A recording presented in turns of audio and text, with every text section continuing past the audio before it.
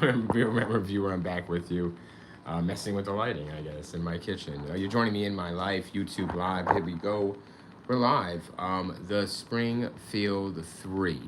All right. You know the deal here. We go in and we don't stop till we're done. And guys, you know the deal. I've been demonetized 4 years. I need support as well needed, especially a donation to the Cash App brings you with the Z, so I keep streaming, pay some bills. All right. There's some points I want to bring out about the Springfield 3. I saw this back in the day, I believe, on Unsolved Mysteries. I think I want to say Unsolved Mysteries. And, of course, I think America's Most Wanted, but it was definitely Unsolved Mysteries, guys.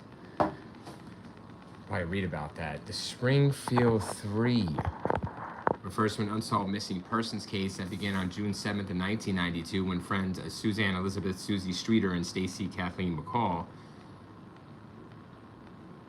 and Streeter's mother, Cheryl Elizabeth Levitt, went missing from Levitt's home in Springfield,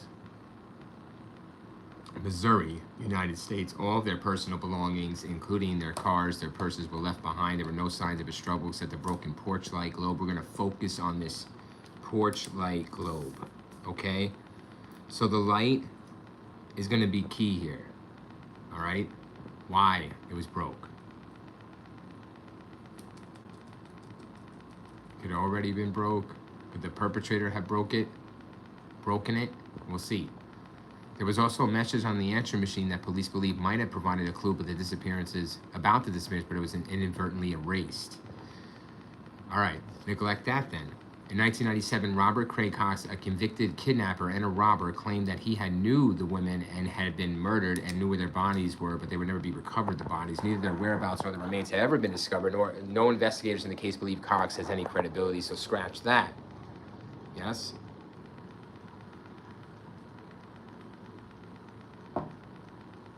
We do have Google Earth up. We're going to access Google Earth, see the house today in this location. Excuse me, there is like newspaper clippings here of the crime scene, the house, how's it looked at the time of the disappearance of 1992. So the background, Cheryl, the owner of the home, was 47 at the time of her disappearance. She was only 5 foot, 110 pounds, right? She was a cosmetologist. And her daughter was Susie Streeter. Excuse me. Has a different last name apparently, but either way, it's her daughter, who was only 19, 5'2", and only 102 pounds. And her distinguishable marks include a scar on her upper right forearm, a small one in the left corner of her mouth, and a pierced ears. And then her friend here, Stacy Kathleen McCall, was 18, and she was only 5'3", 120, okay? You know what I'm thinking here? I'm thinking a lot in this case, but I was thinking like, you know, because of Stacy tagging along, you know, McCall tagging along, that possibly this could have led. It's either this, guys, that the killer or killers or kidnappers, we're just gonna call them a killer because these people are dead because of it, were either stalking and following Miss Streeter and Miss McCall back to their home, or the killer was already there. So, follow back to home or already there. Wow, and that's pretty scary, right?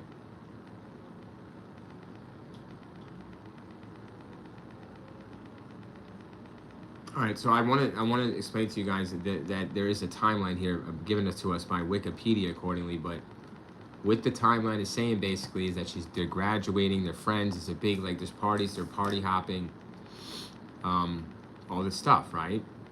They got photographs of their journey. Just give me a second. So they're going to a party here. Once both girls arrived at the Kirby residence, they began partying with Janelle Kirby's neighbors in Battlefield before changing plans and carpooling. That's a city, okay. They called up to other parties in Springfield. They're party hopping all night. At roughly 10 p.m., Stacy McCall called her mother, Janice, with another change of plans. Mom, don't worry, we're not going to go to Branson's tonight, Stacy told her. Janice stated that a new plan was made with the understanding that between 8 and 8:30 the next morning, everyone would get together to go to Whitewater.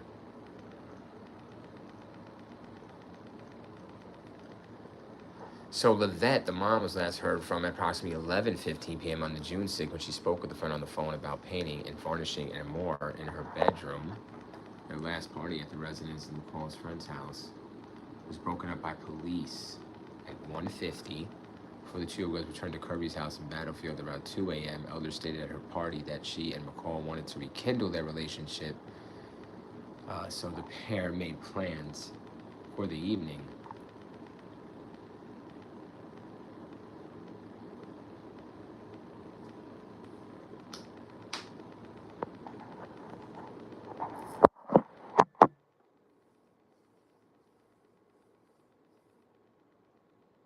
You know what it is about this case, guys? It really is, what strikes me is that this Kirby people really strike me. And there's a boyfriend here involved, Mike Henson. So the original trio of girls, that's everyone, planned to spend the night at Kirby's house, but after realizing Kirby's house here was too crowded with out-of-town relatives for her out-of-town relatives. Yeah?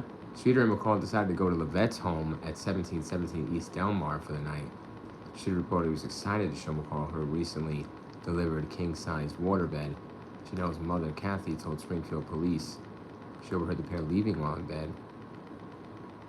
Streeter allegedly told McCall, "Follow me to my house," to which McCall replied, "Okay, I will." It is assumed that they arrived at the residence because their clothing, jewelry, their purses, and their vehicles were all present there the next day. There was also used makeup wipes out of the bathroom trash can, assumingly from Streeter and McCall after returning to the Delmar residence. Okay. It's a lot, right? But what we want to do here on this case, okay, at least what I want to do, is really not take away anything, because I want to consider this hopping of the bars, because if we do that, you could say somebody's stalking them, right? And they're leading the stalker back to the house. I want to ask you about the light quick. I don't know how much they have on this light, but if the girls come home and they see the light already broke, that would be, I wonder where this light is, but I want to see more. So anyways, they go to the Kirbys go, and this is strange with these Kirbys. The following day around 9 a.m., Kirby and her boyfriend Mike Henson visited the house, blah, blah, blah. I want to see what the light is, but isn't that strange? There's a little strange behavior from these Kirby people. Why didn't they call the police right away? Yeah, America's Most Wanted. I'm sorry, guys. I thought it was like Unsolved Mysteries had one too, I thought. But I guess it was... No, they had said, yeah, they did, but I guess they got a tip. So they got a tip from somebody, right?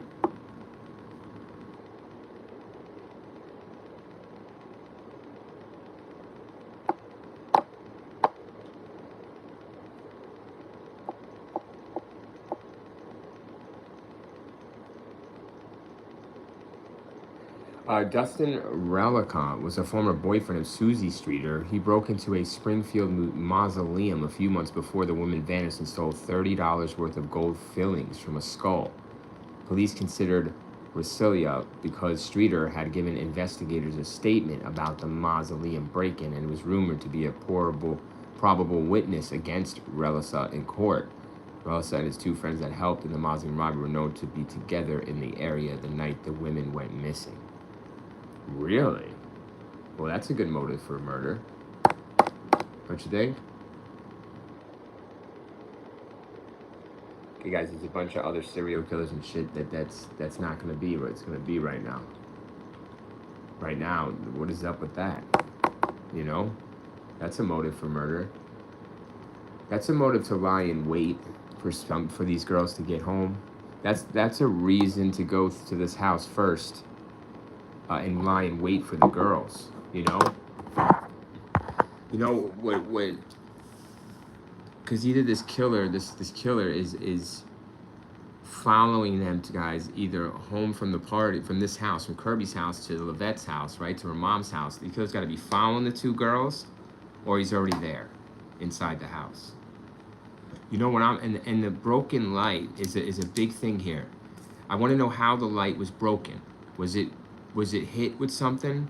What was it hit with? Was it a gun? This person had to have. Now listen, man. Listen to this. What the fuck? Yeah, I want to know about the light though, because if the light's broken before the girls get there, they would run into this light being broken and be like, "Whoa, shit, that's weird. The light's broke, Mom." You know, there would be something there, or maybe they didn't notice the light, or they did and didn't think nothing of it. What was used to break the light? What was the purpose of breaking the light? That's my question. What was the purpose of breaking the light? All right, so you say we review the purpose of breaking that light is to conceal. And I'm like, right. And that's where I'm with you on that, guys. Conceal, right? So the purpose of breaking the light, look at Google Earth. Give me a moment of Google Earth and we're gonna go there. Now this is not in that year, but there is photos of the crime scene of the house, and look, there's an aerial shot. So let me give you like an aerial of what it looks like back then, around 1992. So that would be the house right here.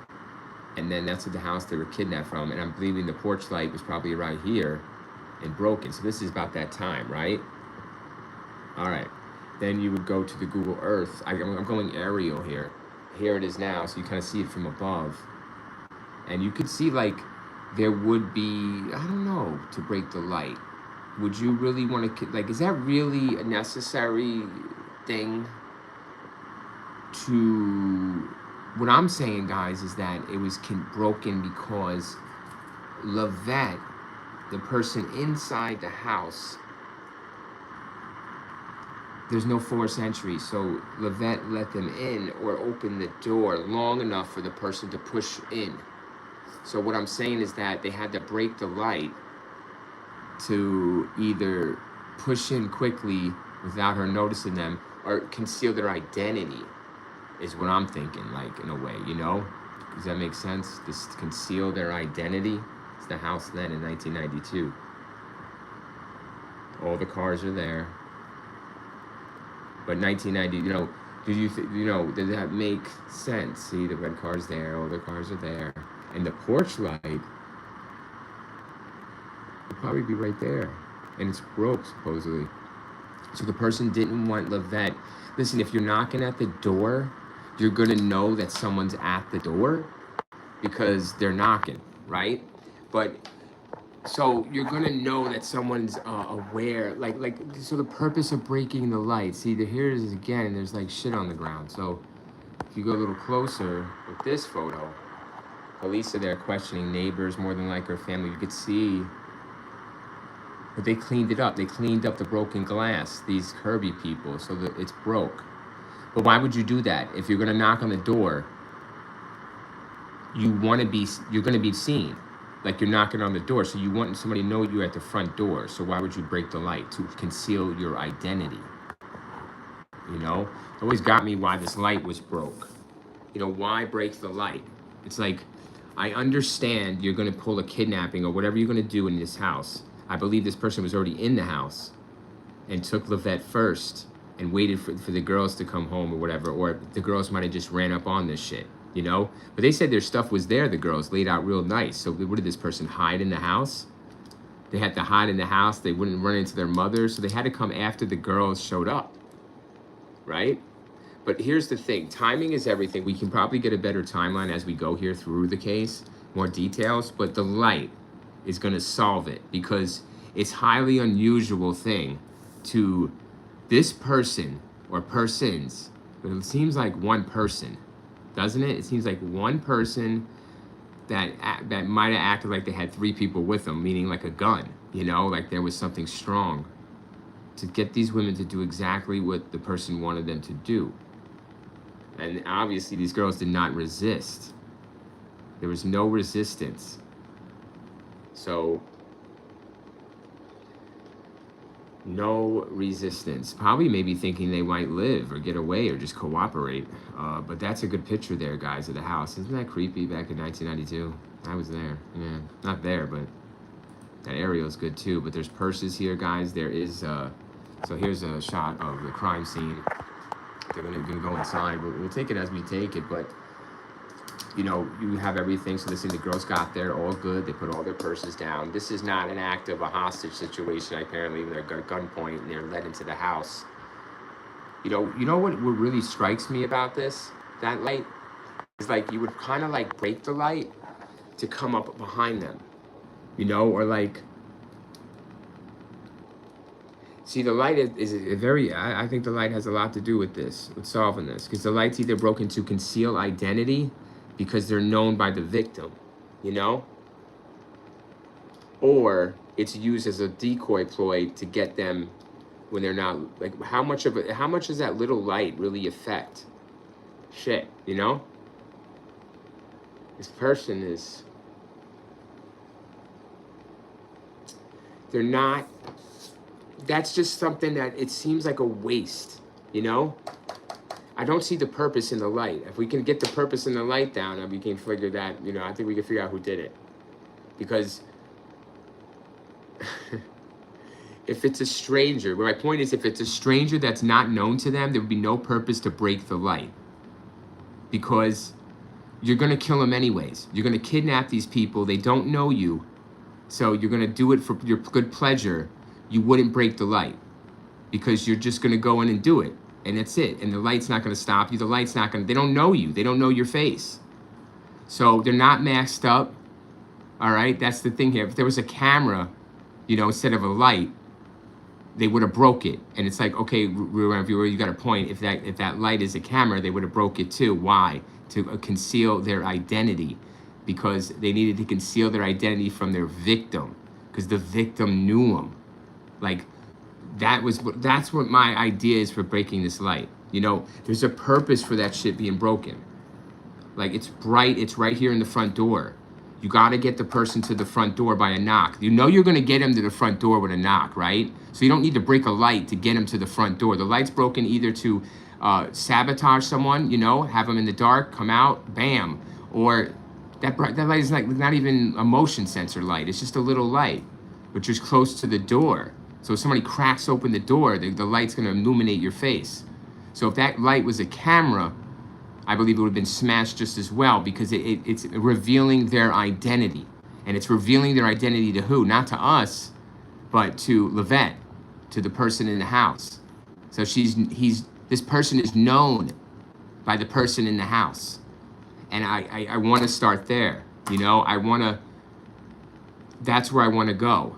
I don't want to go because of the light. You know, it's all because of that light. Yeah, it is. You know, the light bothers me badly, hard. And I know they swept it up. I know the neighbors swept the glass up, so there's no like fingerprints that could be taken, guys, from the light or what have you. I'm not saying this person even touched the light, because they could have just knocked it with the gun. They could have hit it with the gun, because they got to have a strong arm. They got to have a strong weapon here to maneuver these three girls. You know, like, you tell a woman, let alone do this. You know what I mean? Three of them are gonna listen when you have a loaded pistol. And a pistol is easier to be concealed. There's no rifle here. There's no automatic weapon, obviously, in that time, 1992, but a little pistol here. I doubt a knife is here, guys. It would have been a massacre.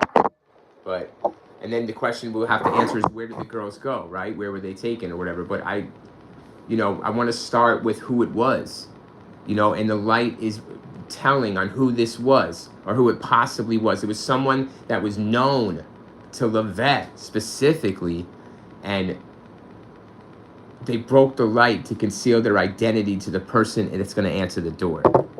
And that's my story there. You know, that's my thinking about that light. Yeah. You can see it here, guys.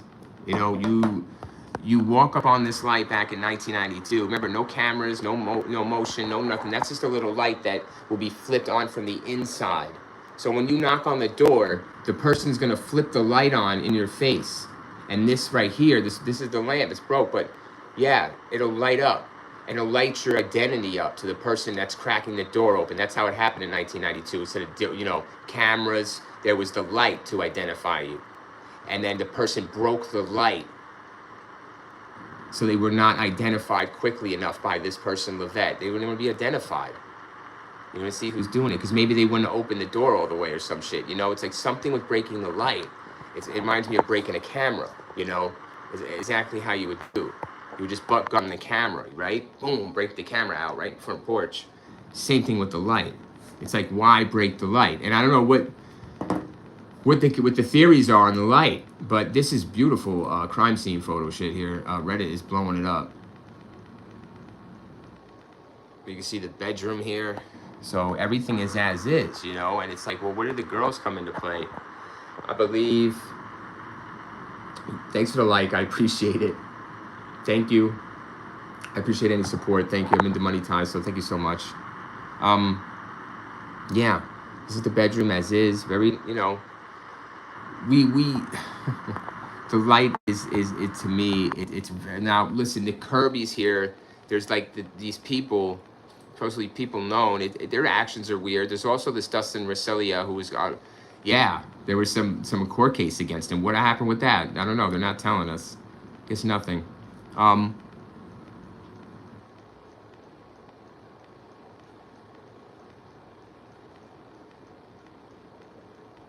Okay, give me a second because we're reading on Wiki. Danny Lancaster 9950. This is fascinating, man. You're welcome, dude. Thank you, Danny. Yes, thank you, Danny. Yes, this is right, Danny. This is so fascinating. Thank you, Danny Lancaster, for the love and support, and I appreciate you, man, coming in and joining. I mean, I watched this on like Unsolved Mysteries. I think, Danny, back in the day. You know, they had a episode on this case. The Springfield 3, right? I remember watching how weird, like alien abduction type case, right? Like they're just gone out of thin air, everyone, right, Danny? They leave everything behind, guys. Like a ghost spooked them or they were, aliens zooped them up. It is, now you have, you know, Danny, you know, yeah, McCall's parents contacted the police, right, in reference to their daughter's disappearance from Levette's home. So they got there. The other girl's parents got to the house. They said, "What are you guys doing?" Because these other people here weren't really about it. They were kind of like, I don't know. I'm gonna cover that more. I did want to go through that, but I kind of want to take that separate on its own. You know. More than 16 hours after the woman was last seen, 16 hours after the contaminated crime scene, in and out, people making phone calls, erasing answer machine records. These people, though, were saying that there was some prank caller, everyone calling in this house, all right, saying nasty, rude things, very lewd, nasty things on the phone while these girls are gone and disappeared. I want to cut to that quick because it bothers me. You know, it doesn't bother me as in like a sicko's doing it. I don't like that. I just don't like the diversion. You know, the point is to find these people. Where are they? And how come they're not panicked? It takes the other missing lady's mother to come over and panic and call the police, which she does promptly. And this is where those photos come into play, guys. The cops are there. You see it. They're questioning. There's a broken light. There's a big thing about this broken light. And the cigarettes, you know, this person, one of these persons smoked cigarettes, you know, and you are taking, remember vapes, guys, nicotine is a strong, powerful drug. You know, it's not even a drug, it's legal. Well, it shouldn't be, right? But it is. And you ain't going nowhere without those bogeys. Nowhere. Not on your own.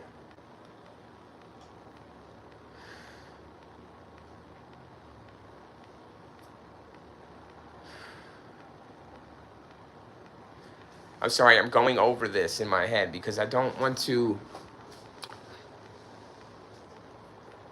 Janice, this is the mother of Streeter, or not Streeter, excuse me, of McCall, one of the girls, the other girl. Janice frantically called the police from the home because the other girl's mom is with him. And you know what this is right here, guys? You know what this is for McCall, for the other girl? She was supposed to stay the night at the Kirby's. They didn't. So this is for McCall, a death sentence. So McCall runs her death into the death of Levette and Streeter. Danny Lancaster says, "Me too, man. That was a good show. That was fucking awesome, wasn't it, man? I think it was like weekdays or Sunday nights and school week was on and fucking Robert Stack, right? And that music, right, Danny? I'm gonna cry. You're gonna make me cry, Danny. I'm gonna bring me back, you know? And you think he's scared shitless, right, Danny? I'm scared shitless of this show. But we're watching this in '92. You know, people are just hitting it in 2026. You know, so we have a lot to say. You know, we have a lot to think about for 20 fucking years. Well, 30 years. Excuse me, 30 years, right, Danny? We know all this from some unsolved mysteries, right, Danny? Danny Lancaster, everybody, giving the Real Man Reviewer a very good show indeed. Yeah, you're giving me a good show, Danny. I appreciate it, brother. Thank you. What was your theory? You got a theory on this, Danny? Do you want to share anything, man? Share me a theory. I want to hear what you think about the Springfield 3. So, what about that light, Danny? Why the light? I think that's a big thing. You know, I think it's huge. You know, it's like 1992 camera style. You know, CCTV style. You just break it. You don't want to be seen by the person in the house fast. They're going to be identified, but they don't want to be identified that fast, you know? They want to be able to get in. And that's exactly what they do. And they either lie in wait for these two girls or the two girls come home. I think this McCall girl tags along. So she's not supposed to be there. You see? She's not supposed to be there. I'm getting scared as I'm going through this, dude. I don't want to go through this. I'm getting kind of scared now. So give me a moment. I need to go through this, I guess. Several hours later, McCall's mother, that's Janice, she visits the house, guys, and she's tripping. I don't know what the fuck is going on here. Anyways, I'm sorry. This is like, what is going on here? So, excuse me. Inside the house, you see it from Google Street now, how it is. You know, my point of the Google Street, guys, really I want to harp on this a little more. The point of the Google Street for you and those pictures of the light is to show you that it wouldn't be necessary to break the light because of other people around. You know what I'm saying? Because the light illuminating you too much that it gives your identity to all these other people. You could see through here. Let me just show you through Google Earth real quick. This is how it stands today, but you can see pretty industrial here. You know, there's not cameras back then either. There's no street lights. Like it's kind of like, you know what I mean? It's all right. You know, it's not much, but the person did it for the reason of concealing their identity facial features from the person that was going to answer that door. And that was it. And that's as simple as why the light was broke. Because, you know, why else would that light be broke? Would it be a swing? Is somebody swinging around, right? They're swinging hands, bam, somebody be probably cut. So it's not by hand. It's not punched, it'd be cut, be blood. Type B, type A, they would hold the blood for years later and be able to solve this case. I believe it's one man. I believe it's one man with a gun, and it may be a grudge. I don't know. We're gonna go through that. I don't know the fucking people. I'm trying to learn now. I knew him in '92 a little bit, but we're trying to learn him now. The light is a huge problem. Not a problem, it's a huge either solution. Even though they cleaned up the glass and you can't get fingerprints, because there's no fingerprints on it, because it wasn't broken by hand. It was broken with an object, probably the butt of the gun that was used to force inside. I mean, why break the light? And that's what you always got to ask yourself over and over. And the cops have probably been doing that for the last 30 fucking years. You know, why break that light? And I told you why. You know, it's like a camera. It's like the person inside is going to be illuminated. They're going to see your face. So it gives you vital seconds to push in, to push by this person, to get them to open up further the door. Say, who is it? Who? I can't see.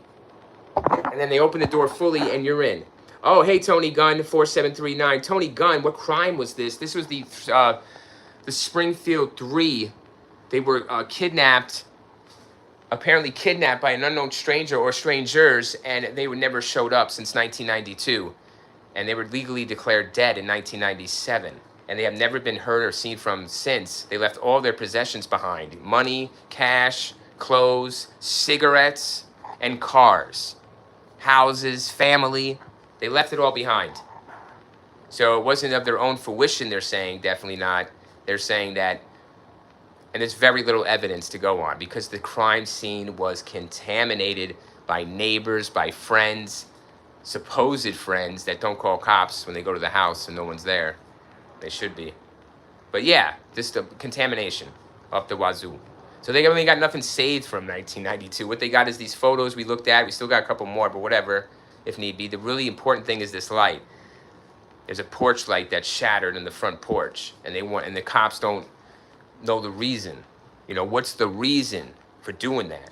Well, I have my reason for doing it, because I know if, I'm going to someone's house and they know me, guess what, everyone? In 1992, there's a thing called a porch light. And there's no camera, but I know there's a porch light. And this motherfucker is not going to open the door very easily if he sees my face clearly. I have no mask. I have nothing like that on me. I just got my gun. I got to get in. I got to do... Maybe they got to wait for the girls. I mean, what can I tell you? I mean, the motive is important, too. Of course, there has to be a motive here. I didn't get there yet, because I don't want to get there just yet. I'll get there when I get there. Tony Gunn, 4739 says, unsolved. Correct. Unsolved to this day. Yes, sir. Unsolved. It's unsolved because you can't find them. Right? You can't find these people. 3 of them. Can't find them. Well, where do you think they are? That's the thing, Well, you got to find the person that took them first, and that'll help you find where they are. Right? All right. Well, they're not down the street. They're not in the house, are they? Are they still in that house? Did this person put them in the house somewhere? I think they're going to use ground-penetrating radar here to see if they're buried in the backyard, But you would see disturbed ground. I don't know. We're going to go through the wiki. We're going to have to trust wiki. We have to trust... I just want to know about the light. What is the theories on this light and why it's broke? And what's the purpose of doing it? Because, if you break it with your hand, you're really leaving vital evidence. You wouldn't really... That's a fly thing. It's on the fly. I don't know it's on the fly. Damn, this person knew the light was there. That's all. So is it on the fly or not? They kind of know the light's there. And they kind of know what they got to do to the light. They got to disarm the light because the person inside is going to switch it on. It's controlled by inside.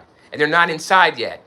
Does it kind of make sense what I'm telling you? This person's motive and thinking of how they got to get in this house. The reason I'm telling you they're in the house, more than likely when the girls show up and didn't follow the girls into the house from the party, was because everything is like cool, chill. But here's the thing, though. Maybe not, because it's like, okay, you're 2 girls. You see that light broke. Wouldn't you know something was up? Or just, I got to tell my mom about that. What the fuck? And you just walk in. And what are they? Just took it right there and then. But their shit is down, guys. We see the crime scene photos. I got the crime scene photos here, guys. They're saying that they were... Okay, play it out. Do it. Give me more. Give me more. Come on, hold on, guys. There's something they're going to tell us with how... I want to see how things were when they got home, when the 2 girls... Miss McCall here really got the wrong place, wrong time.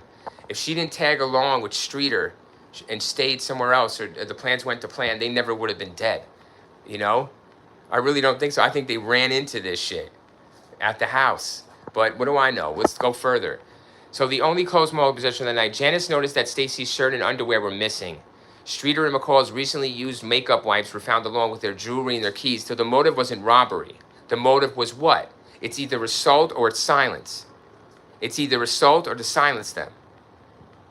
Or like a personal thing. A personal thing to silence them, like personal. Or it's robbery, or it's assault. What else would there be for a kidnapping of this magnitude? You know why all 3? That's why all 3. That's why all 3. Damn it! No, that's why all 3. Because this person's already in the house, and when what they're doing here is kind of like they're already in the house. We're gonna go through this evidence, right? But listen, they're already in the house, so that's why McCall. That's why Streeter as well is gone. It was probably only supposed to be Lavette, but they were supposed to stay at a friend's house overnight. They were supposed to stay. It was too crowded, though, so they left, and they went home unexpectedly. And McCall tagged along with Streeter, which she wasn't supposed to either. That's why all 3 are gone. That's why. It wasn't, you know what I mean? Because they ran up on this. This kidnapper was only targeting Lavette. That's it. And Levette was known to Levette. That's why the light was broke, to cover his identity, so he could get in the house. Like he could get those crucial seconds of her confusion under the identity to push in. And to orchestrate this with all three girls, there had to be a strong weapon used. And I'm saying it's a gun, a handgun. Somebody's pressing the gun, you know, going in with the gun, and that directs everything without touching, really, without doing much. The gun does it. But hold on a second. I want to read more because, like, they're saying that these girls got home and they were just doing their makeup wipes. Guys, you've seen this, right? So, give me a moment. Inside the Delmer residence, the family dog, Cinnamon, came barreling towards her. The dog was in there just going crazy, just yipping and crying, said Janice. This is the mother of McCall, one of the girls who disappeared. She noticed all three women's purses were sitting on the floor of Streeter's bedroom. Now, how do you transport? How do you transport? How do you transport these three girls? How? You break in the light. Look at the Google Earth. Like, where are you parking this car? Like, listen, everyone. 3 people transported. The only way he's getting them out of there and not in their own car is in another car. A car he brought. A van. A car, a van. Is there any vans in the area? I don't know. But look at this shit. An industrial place is right here. I bet we see these crime scene photos. We could see the industrial place still there in an overview. So there is like a store right there blocked by a fence, and there's plenty of areas here to possibly park a van of some sort. You see like a van in 1992. This is 1992.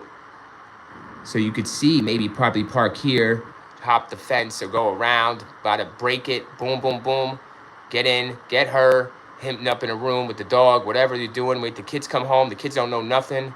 They're just doing their thing until they finally realize it's too late. Guy comes out with the gun, tells them move, move, move, pushes them, gets them into the car, bang, see? Whatever, boom, boom, boom, bang, bye-bye. So that's where the cars are left. Because there's no tire tracks or anything, right? Because the person didn't pull up in the driveway. They pulled up over here. They pulled up somewhere close. They didn't pull up in her driveway like an idiot. They pulled up over here. They got out on foot. I don't know if they tracked any footprints, any foot marks over here, you know? I don't know what they did police work-wise. But that's my theory there on that. Very simple there. Very simple. This person's simple. This person's not a fucking mastermind. This isn't a criminal mastermind. I don't even think it's more than one person. I mean, it could be, guys. It could be because they're saying it could be more than one person because it's 3 fucking girls. You know what I mean? But a gun it really evens the odds. A gun will tell like 50 people to do what to do. You know? Simon says jump, and then 50 people is going to jump when you got that pistol. I'll tell you that. I don't think one person's not going to jump. Yeah, maybe have some balls that be shot off. So we're good with that, right, guys? Yeah, the gun is going to get it done. So you don't need 3 people, everyone. You don't need 2 people. You just need a gun and a couple of bullets loaded into it and the threat of murder and death, and you will get anything done that you want. And that's it. So that's all you got to do. You break the light. Why break the light? Only target was Levette. They broke the light because Levette was going to notice them. I'm sure this was something personal. What the fuck? Or like, it wasn't robbery. Something. Sicko fucker. So yeah. Thank you to Tony Gunn. Thank you to Danny Lancaster for chatting and up with the Real Review. I've been to Money Ties for 4 years, so thank you so much for any support. And I do appreciate the 1 like. We're talking the Springfield 3, and I have more questions. Really quick, go back. I want you to go back to these friends. Give me a moment, all right? Now, this I want to point out. The following day, around 9 a.m., Kirby and her boyfriend, Mike Henson, these are the friends that they were supposed to stay at their house that night before, but they didn't because it was overcrowded. So they were there talking to each other, and they were overheard saying, yeah, I'll follow you back to your house. And that's when they left to their house, and this all took place. So Kirby and her boyfriend visited the house after Streeter and McCall failed to show up at her home. So I guess they were supposed to come back to the home in the morning or some shit like that. Either way, they find it necessary to get in their car and go all the way to her house. And because they spent Independent Day at Whitewater and they're supposed to leave from Kirby's residence. Okay. That doesn't make sense. Anyways, I started getting worried because Stacy, she's so responsible, and so was Susie. That's the girls. And said Kirby, I know they wouldn't just take off without telling us they weren't going to Whitewater upon arriving.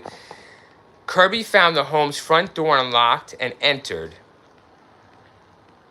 Okay, the door would be unlocked. Do you know why the door would be unlocked, guys? Why the door would be unlocked when this Kirby person goes there?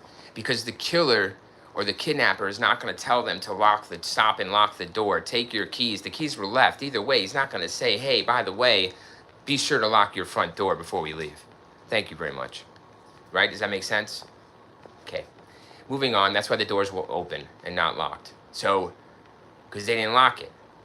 Because they were being told what to do, like forced out of there by gunpoint. Okay.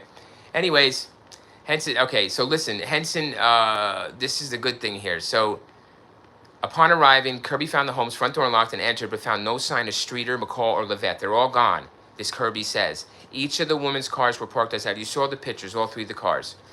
She also reported to police that the glass lamp shade on the porch light was shattered, though the light bulb was intact. What? Well, did it work? What does that mean, you guys? I don't know what that means. Now my whole theory about the light might be mute. Henson helped Kirby sweep the broken glass off the porch. Okay. Wait, guys, just listen closely to that, all right? So she's talking to police, and she's saying Henson helped Kirby sweep the broken glass off the porch, which police later determined may have destroyed potential evidence. Okay, but listen real quick. And the reason he gives is that he stated this is because Kirby was barefooted. His girlfriend was barefooted. But even if he, like, sweeps it off the porch, can't the cops just, like, pick it up that's off the ground? Or, like, pick it up out of the garbage, guys, and test it? So I'm not sure what's wrong with that police work there. Like, so fucking what? He sweeps it into the yard. Why don't you go pick it up? He sweeps it into the garbage. Why don't you go pick it up? What does that mean? I know he contaminated it. I know. But still, maybe we can do something with it, right? No, apparently not. It's fucked. Bye-bye. Okay. Their behavior is kind of okay. I'll take these people's behavior at this moment, okay? I'll take it. At the moment. I'll take it. But you would know that something's fucking unusual already. Because they already did, because they went over there and they didn't show up. And now they're trying to act like they don't know shit is unusual. Keep going with this then. I will. Because it gets stupider. She also reported to police the lampshade on the porch light was shattered, though the light bulb was intact. And maybe that defeats my whole purpose of this light. Henson helped Kirby sweep the broken glass off the porch like I told you. Henson stated he did this because Kirby was barefooted. Nigel Kenny. Barefooted? Why is she barefooted? Anyways, Nigel Kenny, a co-worker and close friend of Streeter's, one of the girls that disappeared, stated she was a creature of habit and very particular about parking her vehicle in the same spot of the residence driveway. Kenny believes that because Streeter's car was not in the carport as usual, someone else could have possibly parked in her spot when she and McCall arrived before dawn on June 7th. So you're telling me the perpetrator was already in the house, parked his car where she usually parks it. That's why her car wasn't parked where it usually is via a neighbor. And the light was broke, or the shade to dim, to like kind of distract, to try to get a distraction. Like, I don't get it. Really, really overboard, complicated. It doesn't, you don't want to like give yourself away, you know? Like, you wouldn't park this van. I showed you guys where you would probably park a van, right next door. So you kind of don't want to do that, you know? Like, I don't see that. People would notice that. This guy's noticing that the car wasn't parked, right? You think no one noticed the car in the driveway that wasn't always there for these girls? Anyways, move on, reviewer. I am. In the house, Kirby found Levette and Streeter's dog, a Yorkshire terrier named Cinnamon, who appeared agitated. As they were leaving the residence, Kirby answered a strange and disturbing call. Here's the point, guys. Here's the point. First of all, the dog's left. Okay? The dog's unharmed, and the doggy's left. And the doggy's stressed. Okay. I want to take... Doggies don't talk, I understand, but... You know what? It tells you something about this person, you know? What does it tell you about this person? You know what I'm saying? Oh, I don't give him nothing more than that. Now listen to the Kirby. So Kirby, this lady, this friend with her boyfriend, they're in the house. Listen, they're in the house. As they were just leaving, look at this fanatical story real quick. They're about to walk out of the house, guys, because you know what? They just came over there because they didn't show up like they're supposed to. That from the night, from leaving the night before. Supposedly they left the night before and did arrive. Their shit was there. So they did leave the house, but they didn't show up. So we're going to go over there because we're worried. And we're just going to leave, though, once we see all this broken glass and they're not here and all their shit's here. It's very weird, but we're just going to leave. So as they're leaving, see, I'm leaving, I get a ring. The phone rings. Yeah, the landline. The landline phone's ringing. Yeah, it's not a cell phone. It's a landline phone. Somebody's got her number. Somebody's got Levette's number. So the lights, shades broken to hide identity, to obscure identity. The phone call, she knows. Who would know her number? Someone that knows her? Back in 1992, everyone, you had to look through the Yellow Pages, it's called, which is a big-ass phone book, and pray to God that the person's number was in there that you wanted to prank. That you wanted to prank call. But apparently this isn't a prank call, everyone, in 1992. This is the killer, Zodiac style, Son of Sam in this shit. Hats off to David Berkowitz, apparently. And this motherfucker over here is calling the house. And he apparently knows that they're in the house. Like Scream, right? He knows they're in the house and he wants to play a little game. What was that Saw? Anyways, he knows these people are in the house and he's going to call because he wants them to answer. Because see, they're just about to leave. And the perfect timing of this killer psycho is he's at a payphone down the street and he could see through their house. And he's like, yo, don't leave just yet. I want you to answer this call. Because this is me, the killer.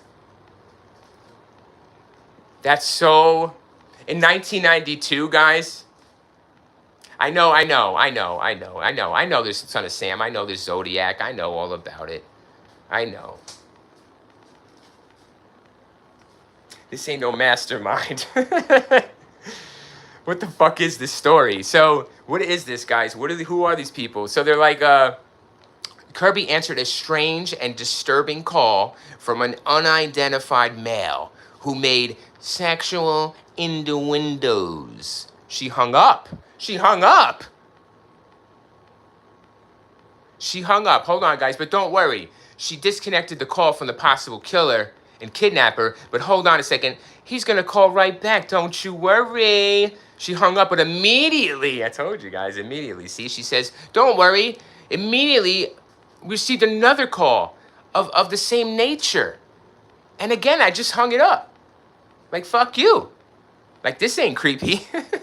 Bang. The phone calls were jarring, but she remembered Streeter complaining about prank calls at the residence since moving in with Levette in the spring of 1992. Really?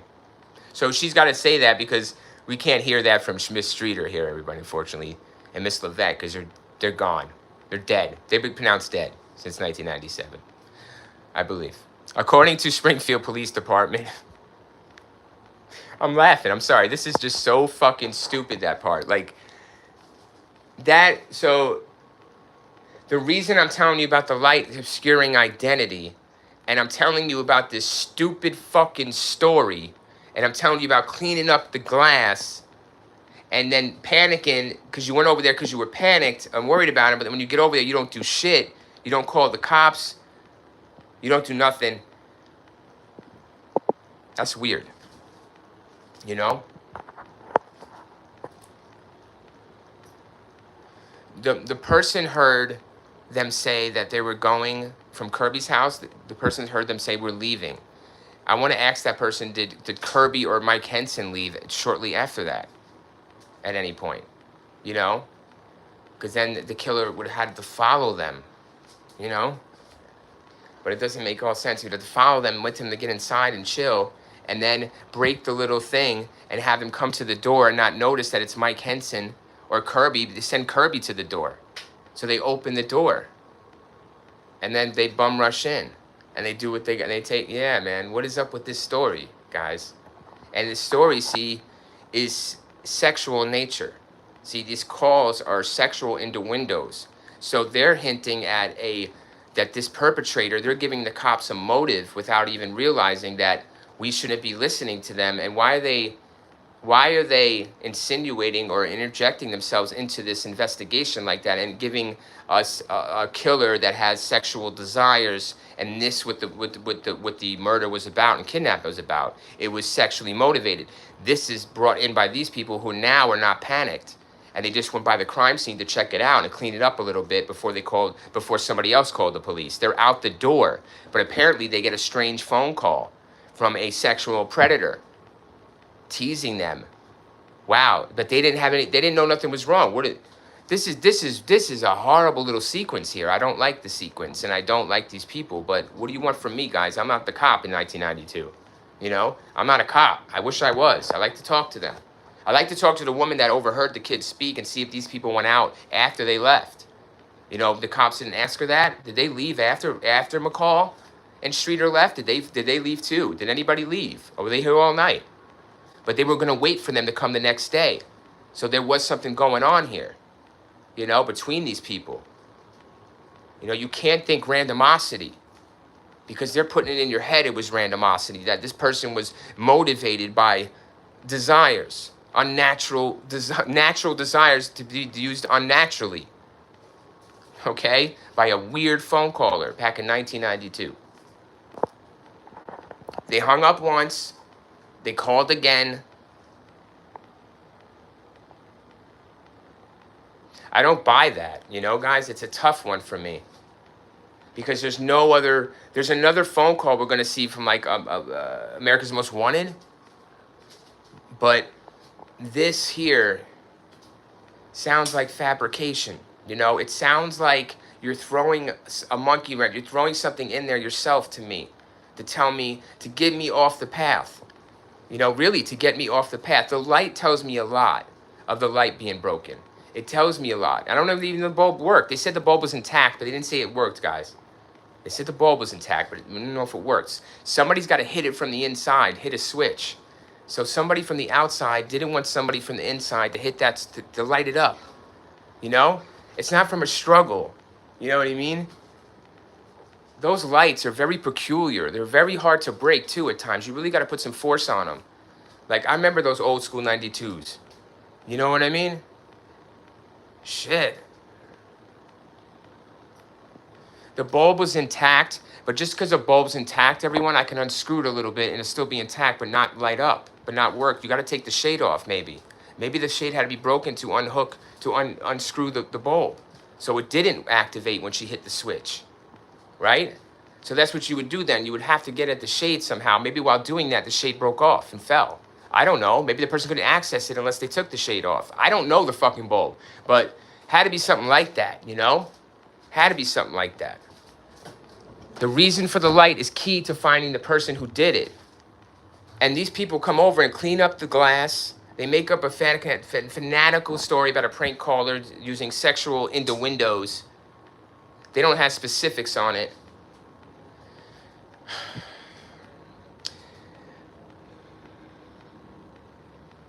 And they say it's been happening since they moved in. No, man. You know, the dead don't ain't different. But all right, moving on.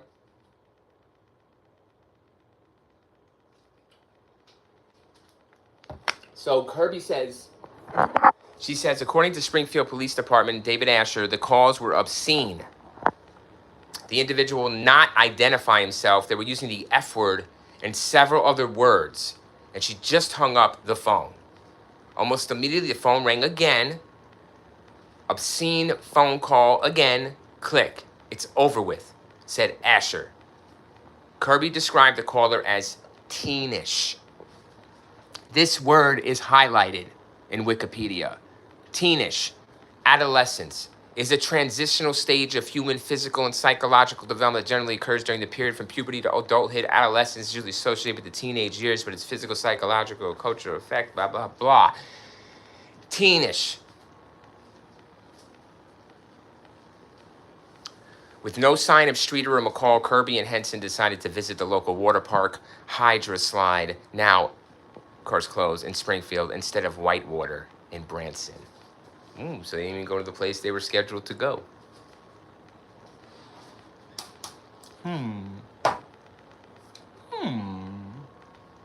Okay. Who is the last people to see Streeter alive and McCall alive? Who's the last people, to see them alive?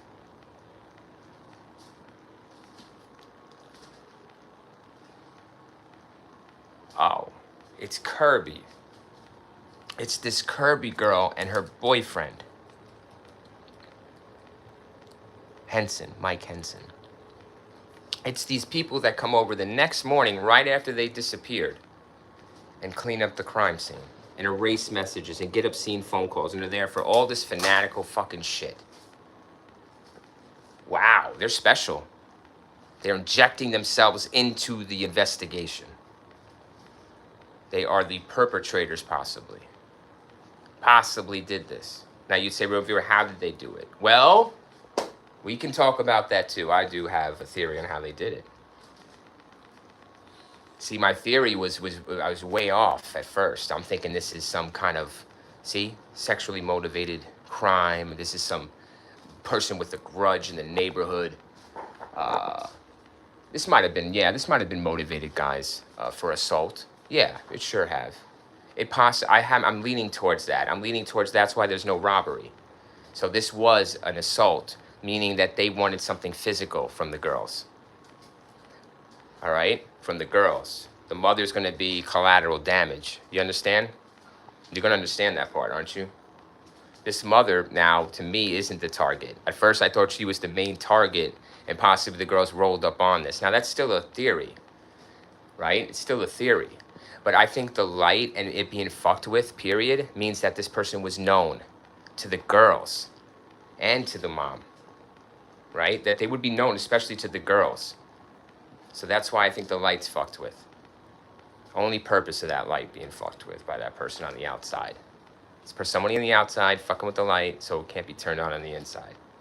So it cannot be identified in enough time. So, or to shield them from exiting the building. These bodies are not there, right, guys? All three of these women aren't there, right? We looked at Google Earth, and that house has been searched up and down. I believe they had ground penetrating radar. I guess if we get there, I'm sticking, though, on these people because these people bother me, and their story bothered me, and their motive, they're giving motive.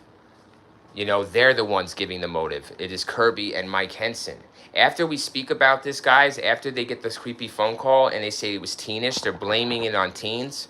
They're blaming it on other people. Listen, how would she know it was teenish by she's hung up. She didn't even want to hear this bullshit. I'm just so over this call and this bullshit with no sign of Streeter. And they just went to some other water park. Several hours later, McCall's mother, Janice, also visited. They didn't even call the police.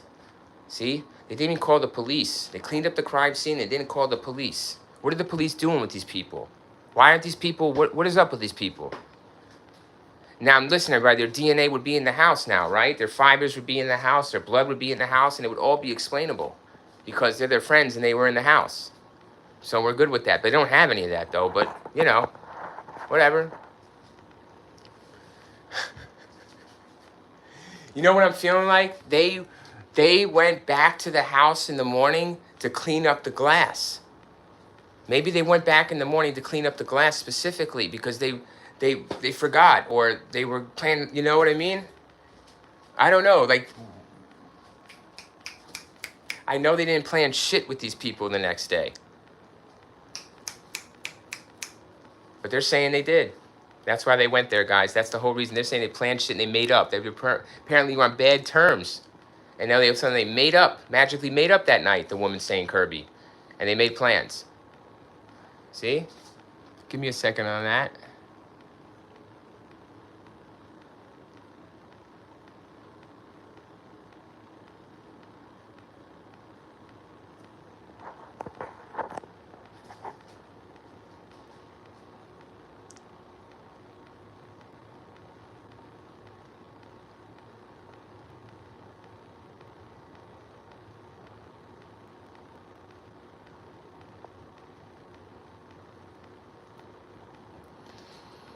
So the time, the time, the time, the time. The mother was last heard from 11:15 p.m., right? So she's sleeping after that. All right? So she's sleeping. She's out. The girls are partying. They start to leave Kirby's at 2. Now listen closely. What is this? Elder stated. Who is Elder? Elder is that Kirby? Is this person Kirby? Janelle Kirby. Okay, so Elder stated, this is for another friend, that at a party that she and McCall wanted to rekindle their friendship. Okay, so the plans, okay, very good. The original trio of girls, that's McCall, Streeter, and Kirby, right? Whatever. It's 3 girls at Kirby's house, but realizing that they couldn't stay at Kirby's like planned, right? They went back home. Now here's my 2 theories, right? So the thing is, as planned, they were supposed to stay at Kirby's, but it was too packed, so they ended up going home, and McCall tagged along randomly. So this person is either at the house now with Lavette, waiting, lying in wait for these girls, or going to run into them by accident because they come home at this time and sitting in a room, whatever, sitting in the house. Or they're going to follow her back to the house. They're going to follow these 2 girls back to the house, or they're going to come later on that night. They're still going to come later on that night. Because it's only it's like 2 a.m. So, you come at 3. Get this done before sunrise. So they're either going to let them go home. They're all in the house. The mother's sleeping. They come home a little tipsy, doing their thing, eating, smoking, drinking, doing whatever. They get the knock on the door. They try to hit, the light's a little dim. I don't even know if the fucking light works. If the light is fucked with, somebody that knows them. They answer the door. It might be Kirby. Hey, come on back to the house. Or, hey. All 3 of them got it. All 3 of them got it. All 3 of them got it. The mother, too. So, how do you transport? Did they own a van? What did they drive? Is it a big car, these Kirby's? What are they driving over there? I'd like to know, but, I don't know what they drive. Transport, guys. How do you transport 3 people easily, alive or dead, out of that house? How do you get them out of the house, alive or dead? Ben Yoa said Diddy did it. Nah, he's in jail either way, brother. Appreciate you. Thanks for your time. Bendio, thank you very much. Get him out of the house alive or dead, guys. How do you move them? What's the easiest way to move these people? But they don't have evidence in the house. What do they have in the house as far as forensics? So on December 31st, there's no forensics. It's like there's nothing because in 1992 they don't got nothing, I guess.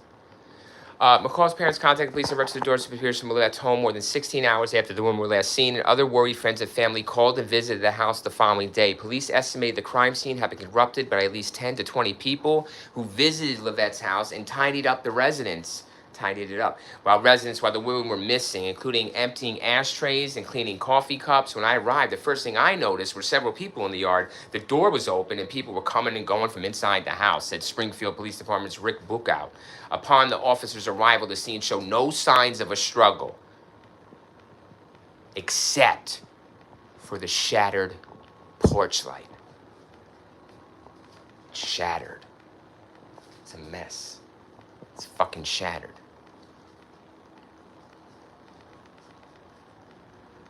You could do that to even get the person to come outside, You could shatter it to make them come out, so you didn't have to go in.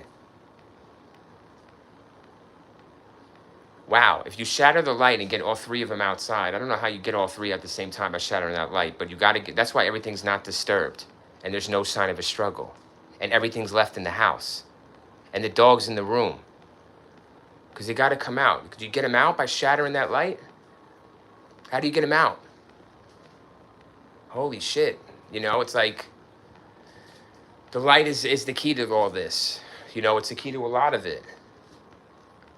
The shattered porch light. It's like, did they shatter it to get them out of the house? Oh, what was that noise? Oh, shit. They can't turn the light on and bang. They open the door. I don't know. Because what bothers you, what you gotta explain to yourself, right, is why is all this stuff untouched? Like, why is there no signs of a struggle, like a run or a grab of something, or, you know? Because why would cigarettes, especially, guys, you know, if you're running out the door, you're definitely grabbing your stogies. This exit river, you gotta grab your stogies. Some medicine, you know? No, there's none of that. So I'm thinking that they were, that's a ploy to get them outside? Damn, it's really fucking late. And you're doing that shit? Like, okay. Police also noted Levette's bed had looked slept in, an awkwardly bent window blind.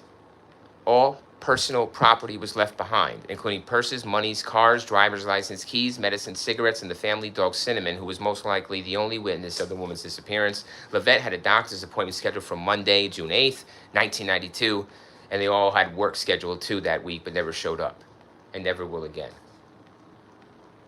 And that's that. On December 31st of 1992, that same year, a man called the America's Most Wanted hotline with information about the woman's disappearance, but the call was disconnected when the switchboard operator attempted to link up with Springfield investigators. Police said the caller had prime knowledge of the abductions and publicly appealed for the man to contact them, but he never did. Levette and Streeter was declared legally dead in 1997. However, their case files are still officially filed under, quote-unquote, missing. Investigators received a tip that the woman's bodies were buried in the foundation of a south parking garage at Cox Hospital, which is negative. Excuse me, negative on all that. Now here they said they had a suspect. It's not Kirby, and it's not Mike Henson, the last people to see these girls alive. The first ones on the crime scene. These people are the first people on the crime scene, everyone. The last person to see them alive, and the first people on the crime scene. Who the fuck would do that but the murderer? But the murderers. Possibly both of them. Got to be two people then. No gun involved. Then I don't know if they have one. I want the police in 1992. All those leads aren't credible. There's this Dustin Rasilia, who was a former boyfriend of Miss Susie, one of the people that disappeared, one of these girls, 18-year-old Susie Streeter, I believe. He broke into the Springfield mausoleum. He stole some gold teeth out of a corpse, and the cops arrested him. And Streeter here, one of the girls, was going to testify against him, so they think that could be a motive for murder, a motive for abduction. She was on record. She was on paper, guys. She had papers. Little snitch, I guess, but that's a lot. That's a lot. That is a whole shitload. Fuck me. No. But the last people to see her alive, the first people on the crime scene, didn't call the cops. They said they showed up to the house because they were worried, but they didn't do anything further than that. And they weren't even more worried after the phone calls, guys.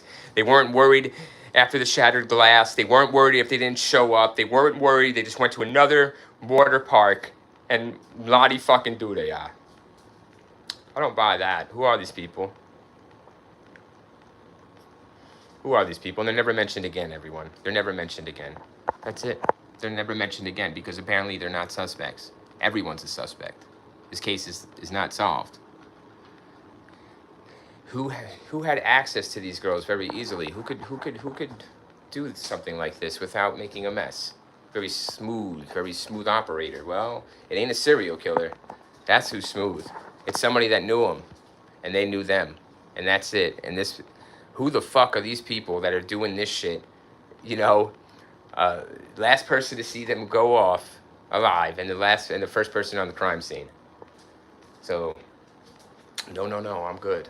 I think that who is these people here? Anybody give me some information on these people, Kirby and Henson? Let's go ahead and just Google them now. This person's name. Come on, where you at? I need their full name, right? Kirby. They're saying Mike Henson. Kirby and Mike Henson. So what if I just do Kirby and Mike Henson? Yeah, where do they live? Pretty close. Kirby and Mike Henson. Let's see what we get. Ah, yes. Doubtful statements, Reddit, everybody. So someone's talking about this. 10 years ago. Shit, this is Reddit 10 years ago, guys.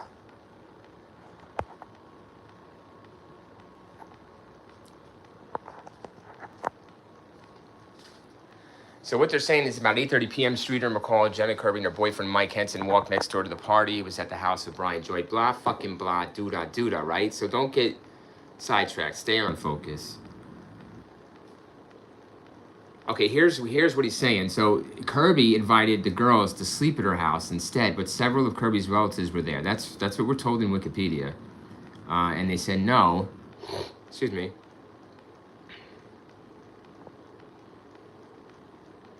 About 2:20 a.m., Kathy Kirby, the mother, woke up when she heard Janelle Kirby come in the house. She heard Streeter tell McCall, follow me to my house, and heard McCall say, okay, I will. And she heard them drive away. The story seems so full of shit.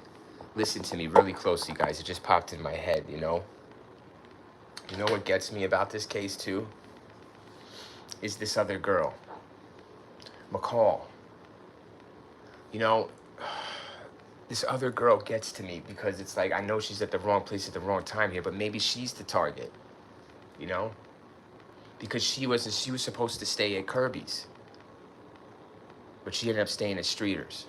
So it really, you know, why the three girls is because it's wrong place, wrong time for one of them. I just don't know which one, you know? And then you would know who the killer was after, you know? And then you know more about him and how he's connected to the victims. But, you know, I can't tell right now which one. Is it McCall or is it Streeter? Or is it the mother? Which one? It's hard to say. I don't see the mother being desirable besides money. And there's no money stolen.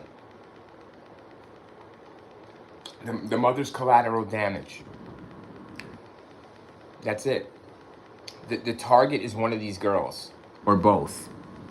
But I can't tell beyond that. So the story seems to be full of shit, this person says. They're connected to the disappearance in some way.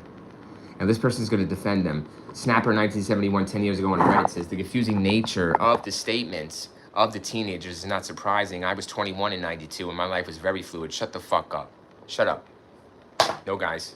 Don't make excuses when there's life on the line. No. Your life's on the line. Their life's on the line. No. I don't want to hear that. Like, I'm too young and... No, guys. No. Telling the truth and being morally right, I don't think has really an age on it, right? The justice system tells us that. They try people as adults. There's no age on right and wrong. Fuck you. There's no... I'm good. I was whatever in 92 too. I'm great. Thank you for your dumbass opinion. It has nothing to do with the case. Let's think out the box from 10 years ago on Reddit says, but if so, then how did the burglars get into the house, right? There's no sign of forced entry. I told you. Thanks for the 2 likes, guys. I'm demonetized. Any support is well appreciated. I told you why. So, but if so, right, then how did the burglars get into the house? Okay, let's say the motive was burglary, guys. How did they get into the house? Because there's no sign of forced entry. I told you how they got into the house. Through the front door. That's it. This person was known to them. No way you're pulling this off unless you get in that house easily and peasy. There's no sign of a struggle, guys. Stranger ain't getting in that easy. They'll be fighting them off. This person had a gun and it was known or something. A gun had to have a gun to orchestrate this. No way. Or more than one person. 2 people, perhaps? I don't know. And since then, and this person says there's no sign of force. And since when do burglars abduct people? Yeah, I mean, what are you talking Nancy Guthrie shit here? No, not in 1992. The motive was not, right? It couldn't be straight abduction. They would have been a ransom note left. There would have been money involved. They would have, right? He's right. This abduction theory is so fucking crap. If he had the power to subdue 3 people and abduct them, correct. How did one man have the power to do it? You know it's a man or it's 2 people. They could have easily murdered the woman in the house and left them there. Sure could have. Or even better, they could have just fled after they were caught. The theory only makes sense if they knew the burglars, in my opinion. All right. This person's okay because he is thinking outside the box a little. I respect him for that. But thanks for the 2 likes. Like I said, appreciate you guys. Who's to say? Who's to say? Well, there's no blood in the house. Wow, interesting. What do you think, guys? No blood in the house. Signs of a struggle, right? Hmm. Who else would know that these girls were gonna be there? Who else knew that the McCall girl was gonna be there that night? Huh? Who knew? You telling me this was a jackpot for this motherfucker? A random person looking to assault some girls. It was random. He got to hit the jackpot here. That he knew that there was going to be another girl there. Another girl, McCall. She's a surprise. But who knew that she was going to be there? You know? Who knew it? Even the mother didn't know it. Even Levette didn't know it. I don't even think Levette knew that the daughters were coming home. They're supposed to be staying at the other girl's house, right? She might have thought it was her children at the door, knocking at the door. No blood, no struggle in the home. They're able to get inside the home. They're saying they're already inside the home. That these items are from after the party. The makeup remover, everything's from after the party.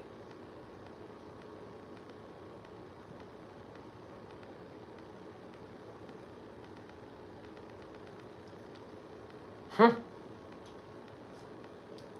Wow.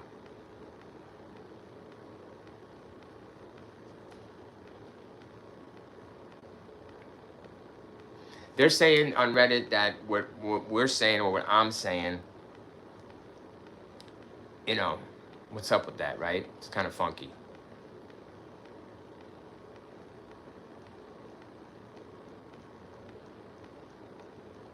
Yeah, so that's on Reddit. But listen, I don't need to go to Reddit anymore because I'm telling you, that is some shit right there, you know? And what are you gonna say to the cops, guys? You know, the cops botched this whole fucking shit. So they don't. What can they do? They're waiting for a body. That's all. They're waiting for a bone. They're waiting for a bone. Do you hear me? They're waiting for a bone. That's all. They're waiting for remains. That's it. Nothing else to do here. Nothing else. Nothing. Hey, check me on this, right? What's this place called that they're supposed to go to? Why did they switch up the water park? Give me a second. It's Whitewater? Give me a second. They ended up going to some other water park.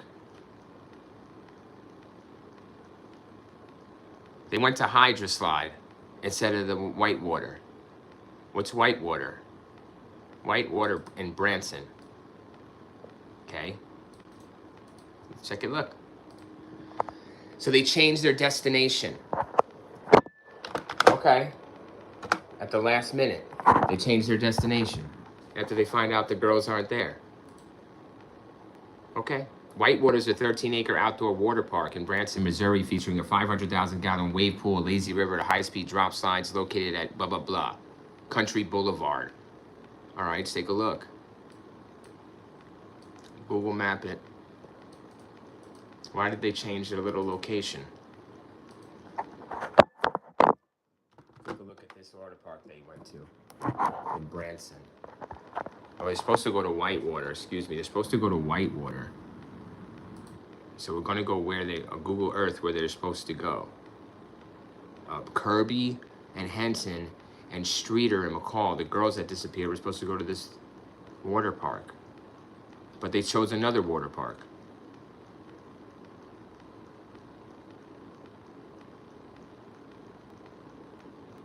So I'm just Google Earthing it over Google. So this would be the Whitewater Country Boulevard. So this is the destination here. This would be the water park. So I'm just going to show you briefly. Take a look. So this is the water park they were going to go to in Missouri. 3505 Country Boulevard. Destination water park. This is the one to Whitewater. So this is Whitewater Water Park. They were supposed to go originally. But they changed it the last minute when they found out the girls weren't there. They changed it. They didn't go to Whitewater. We Google Earth out. Wow. Okay. Why would they want to stay away from Whitewater, you know? I don't know. You see it there, though. That's Whitewater. So they changed it. Henson and Kirby changed their plans and went to Whitewater. Excuse me, didn't go. They went to Hydra Slide instead of Whitewater. Now it's closed, Hydra Slide. Where was Hydra Slide? Wow, they changed destination. Hydra Slide. Fuck me, man. Don't care. What is that, though? You know? With no sign of Streeter or McCall, Kirby and Henson decided to visit the local water park, Hydra Slide, now closed, in Springfield instead of Whitewater in Branson. Really?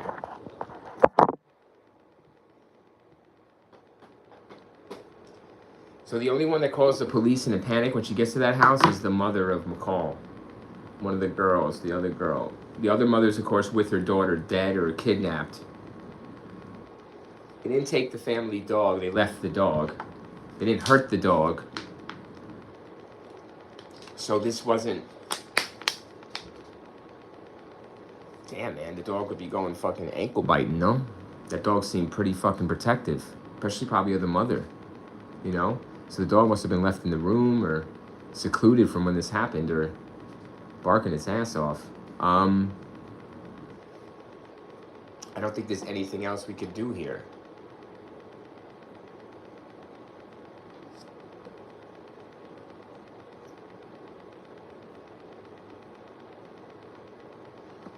So, Streeter and McCall's recently used makeup wipes were found along with their jewelry and their keys. So they parked the cars and they got in. That's that. Along with their jewelry and keys, Levette and Streeter's cigarettes were left inside the house, which was considered unusual of Levette's friends and family. Described her as a chain smoker. The mom was a chain smoker. Heavy, heavy, heavy. An unfinished can of Coke was also found next to Streeter's beds. One of the girls' cigarettes in her room. Next to Streeter's cigarettes. On Streeter's headboard was the book "Oh, the Places You'll Go" by Dr. Seuss. "Oh, the Places You'll Go" is a children's picture book written and illustrated by children's author Dr. Seuss. It was first published by Random House on January 22nd, 1990. It was his last book to be published during his lifetime before his death. The lights were off in Streeter's room and her television was showing snow, suggesting they had watched a movie that night but never turned off the television after it was finished.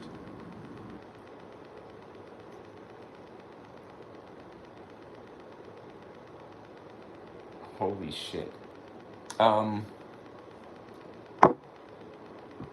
Guys, what do you think about that? You know, I want to look at Google Earth, the house, one more time. Where's her room? There's a carport garage here. Very...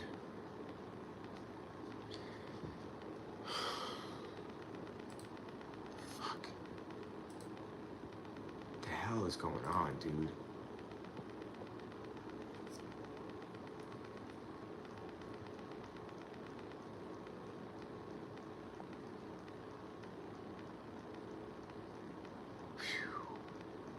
Sorry, I'm looking at the outside of this house. You know, it's just a moment in time. That's it right there. That's the car. Just pulls it up. All good. He said usually she pulled the car into the carport.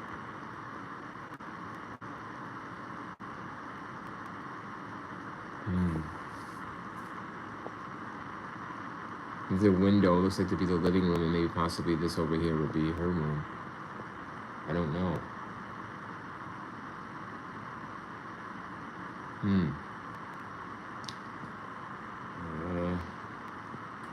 What's this? Inside everything looks legitimate, right? All stuff. Wow, it's all, you know.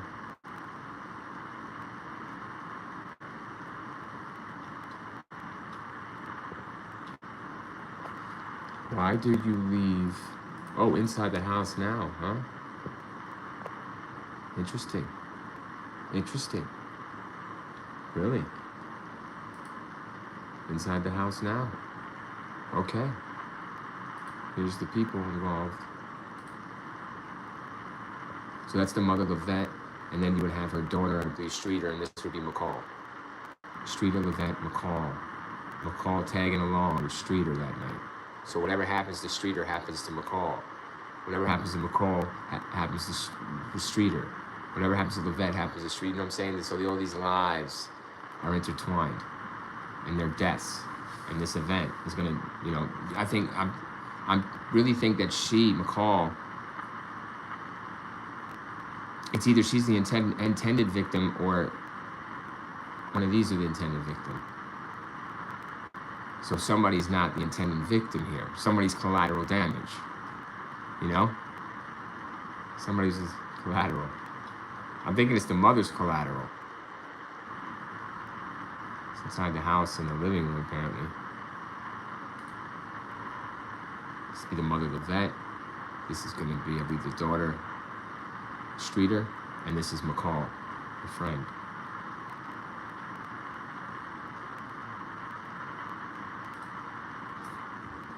Google Earth shot now.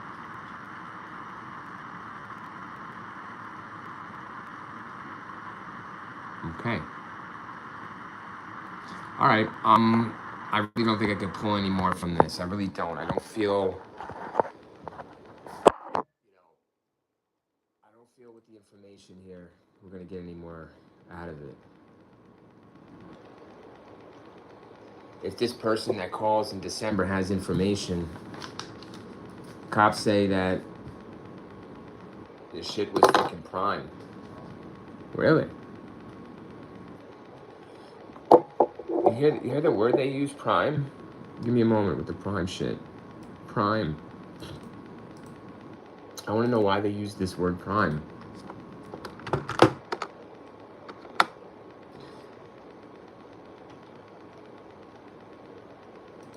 You put prime in, guess what you get, guys. Yeah. All right. Prime means first in importance, highest in quality, or prepared for action. No shit. So he had prime knowledge of the abductions. He had important information of the highest quality that if given, we were prepared to act on. He's going to prepare action on that. Wow, primed. It's primed and ready. He had prime knowledge. But how would they know that if they didn't get it, right? Oh, police said the caller had prime knowledge. Well, how would they know that, right? How would they know that if he hung up? What did they tell him? What did they tell the police, everybody, about the three? Springfield 3. What did they tell him? Had to be a man. A man called the police. A man. It's a man. Of course it's a man. So, you know what I mean? A man called the America's Most Wanted hotline with the information about the woman's disappearance, but the call was disconnected when this... Did you fire the switchboard operator for America's Most Wanted in 1992 on December 31st for the new year? Happy New Year. Fire this motherfucker. He's trying to transfer the call. He drops it. And this caller's like, you know what? Fuck you. You want to take me serious, dog? I'm not calling back. Police said the caller had prime. First in importance. Highest in quality. Prepared for action. Information. And knowledge of these abductions, and publicly appealed for the man to contact them, but he never did. Levette and Streeter were declared legally dead in 97. Damn.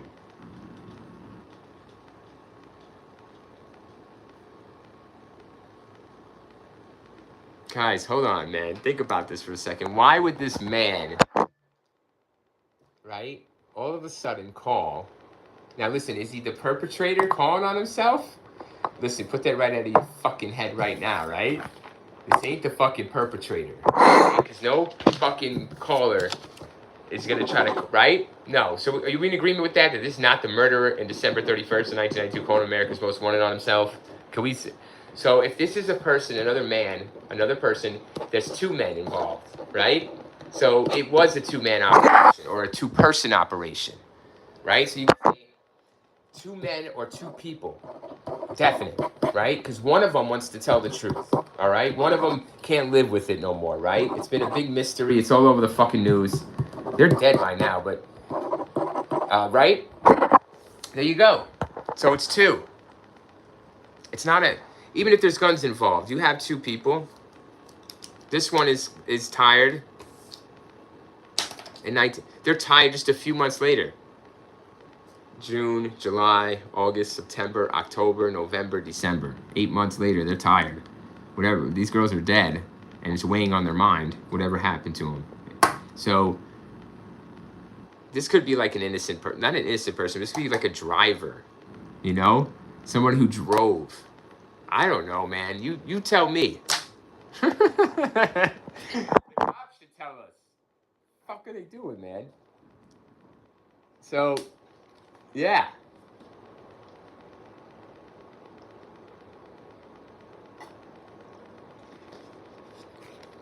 All right, in 2007, crime reporter Kathy Barrett invited Rick Norland, a mechanical engineer, to scan a corner of the parking garage with ground-penetrating radar, GPR. Norland found 3 anomalies, roughly the same size that he said were consistent with the grave site location. 2 of the anomalies were parallel, and the other was perpendicular to the square. No, perpendicular. Evidence or logical reasoning behind this theory at the time or since then. She also said that the parking garage began construction in September of 1993, over a year after the disappearances. Digging up the area and subsequently reconstructing the structure would be extremely costly, and without any reasonable belief that the bodies could be located here, it is illogical to do so, and for those reasons, SPD does not intend to. Investigators determined this lead to not be credible. Daryl Moore, a former assistant at the Greene County prosecutor, said the tip came from someone who either claimed to be a psychic or claimed to have a dream or vision about the case. Stop right there, though, guys.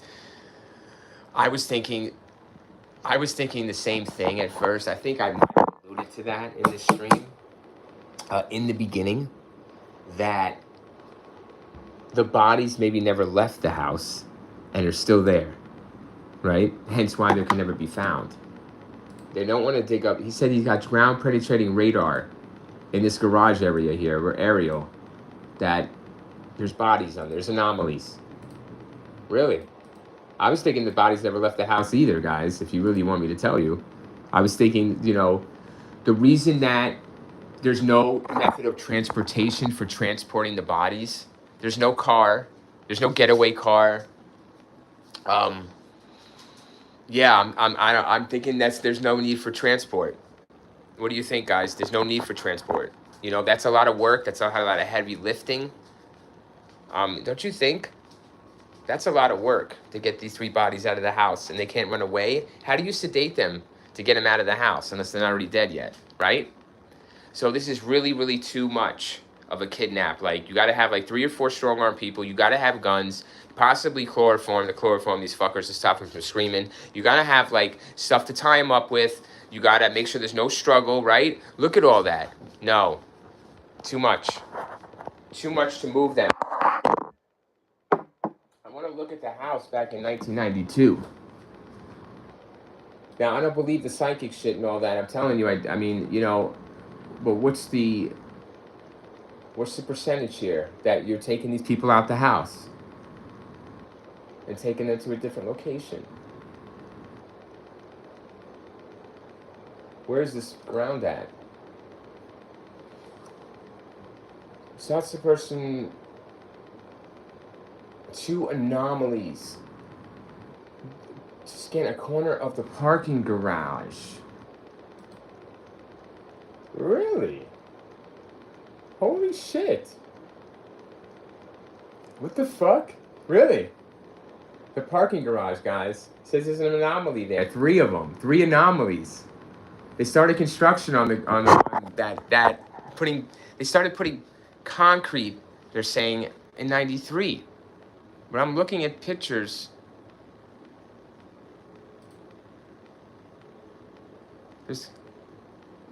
I'm seeing concrete, right? We're seeing concrete, yeah?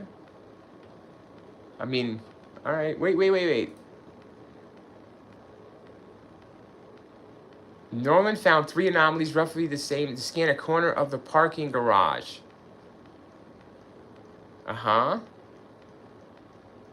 Because what? Somebody reported the tip. She also said the parking garage began construction in September of 93, over a year after the disappearances. Digging up the area could, of course, be costly.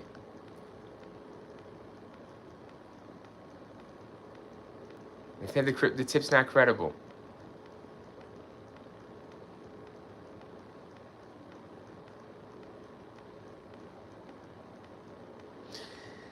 What bothers me, guys, about that statement that the cops didn't do it because there's no reasonable belief that the bodies could be located here. It is illogical to do so. And for that reason, they're not doing it. Doesn't that, guys, make sense to you? What do you mean? That's not illogical. Does it really sound illogical to you? And why would they have reason to believe that? You got ground penetrating radar. Could be treasure down there, dude. Like, what the fuck? What do you got to lose? Whoa, man. What the fuck? Wait, hold on, man. I was thinking that you have reason to do it because they never left the house. They're not seen outside that house. Right? You couldn't even say that these people were seen going inside their house. Fuck, man. Oh. Give me a second on this because that really intrigues me. You know, it really does. I'm looking overhead view Google at this house. You know? And I was thinking that, people, ladies and gentlemen. I really was. I came across my mind at the beginning of the stream that they're buried. Like, they didn't leave the house.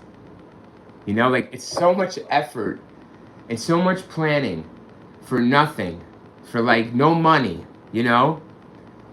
You know how much investment of time and money you have to do in a kidnapping like this, and just for, like, you know, to pull the bodies out, you know, get all three of them, and, right, guys, way too much work. No, this is 1992.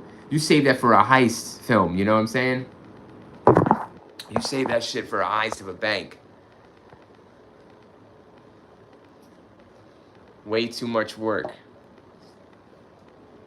Really, though, the bodies. I can't get a better shot of this garage, guys. I want a better shot in 92. This carport apparently wasn't finished until 1993 or started in 93. Isn't that crazy?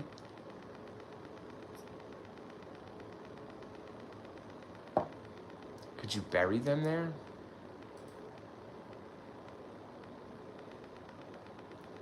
I'm looking at crime scene photos, guys, of the outside of this driveway.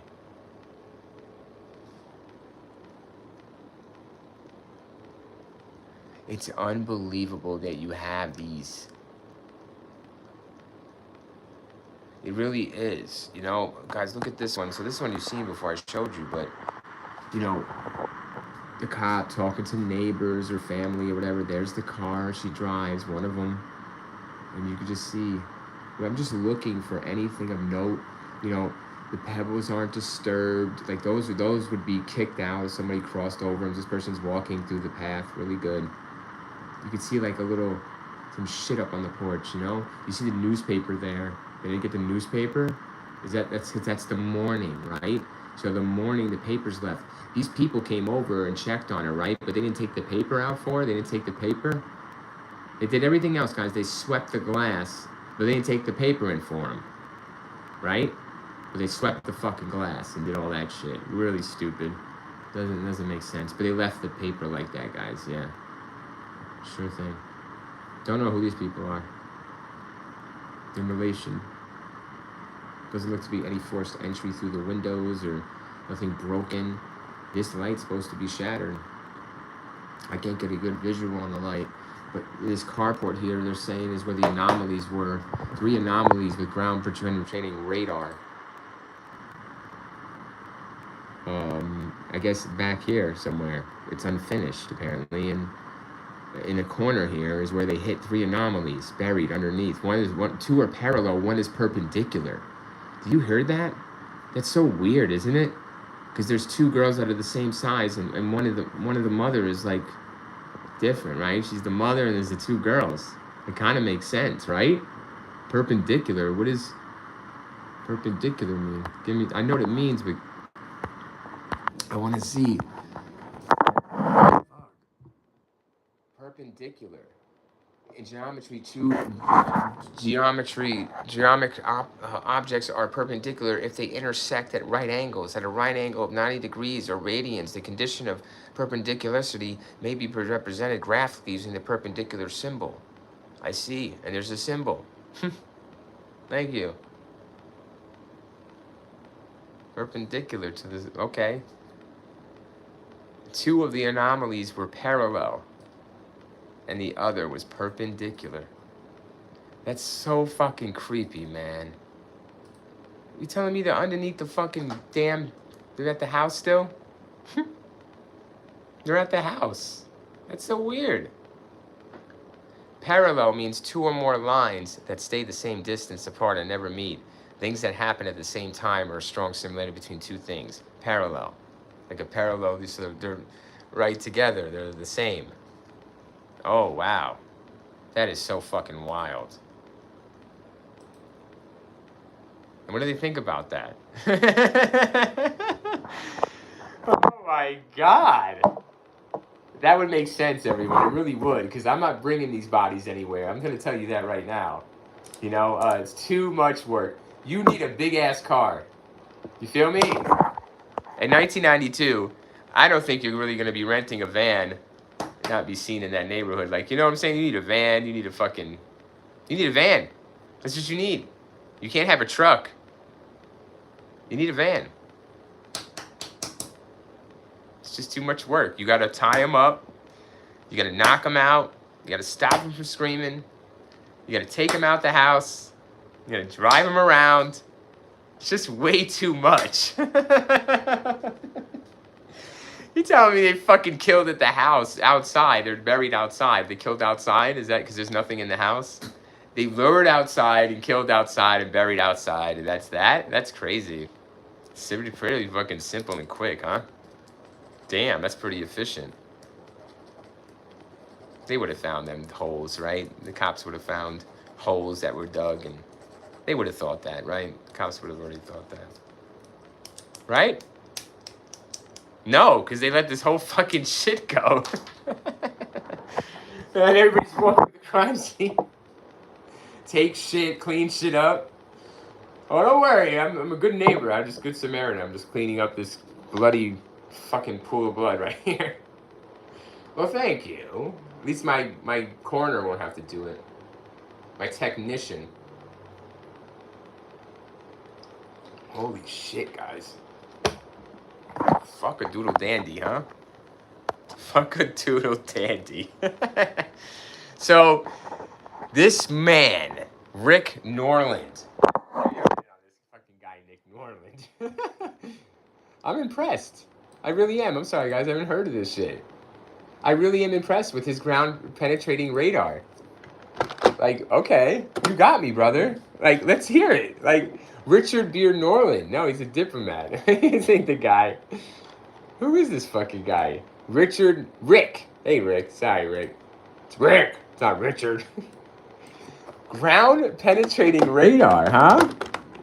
That's a good place to hide a body. Good place to hide a couple bodies would be underground. I can't look him up. Where the fuck is this guy? I don't know, man.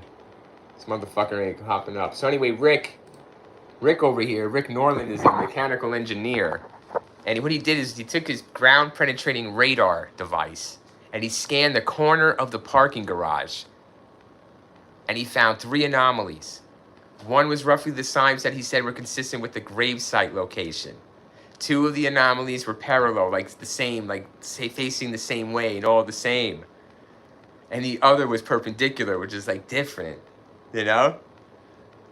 But the police said no, because there's no logical reason to do all that construction work. So I'm laughing because you're gonna dig up a body, possibly get DNA off a body to solve a 30-year-old crime or a cold case, right? You're gonna dig up that, but you won't dig up this shit. You know, the case is still open. It's an active investigation. I mean, what's the problem, man? Oh, fuck me, man. Because the cops are saying what? That it's not, there's no way? Right? They're saying there's no way.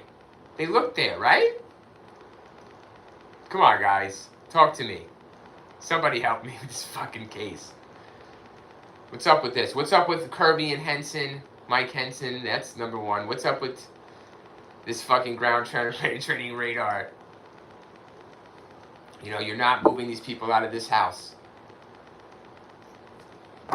Really, really phenomenal, man. Phenomenal to walk them out of the house under complete submission.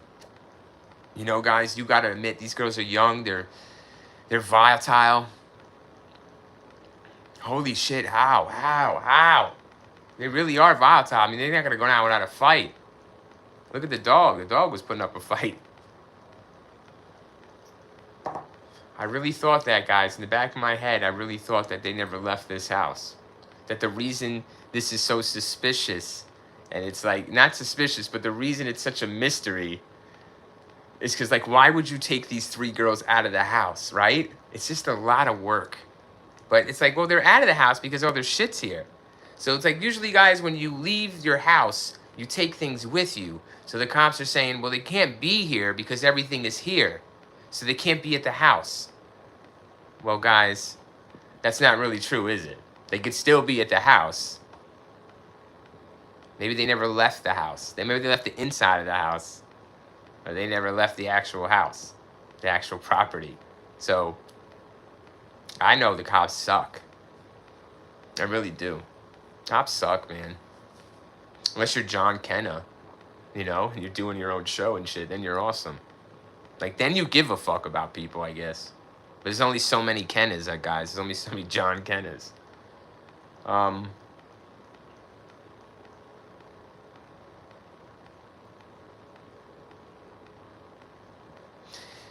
All right, we're wrapping this up. The light is gonna be the thing for me. Always the light. Why the light? Why the fucking light?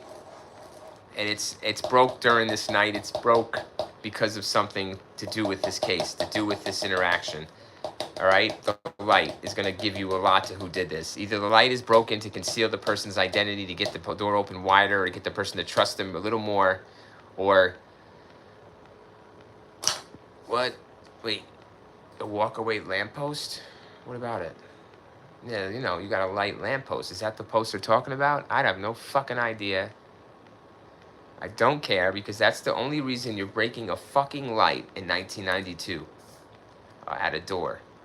When you're going to do a crime and you got to break the light so you're not seen by the person inside the house, or you're not recognized, or by anybody else walking around. But that's so secluded anyways. So the light is broken.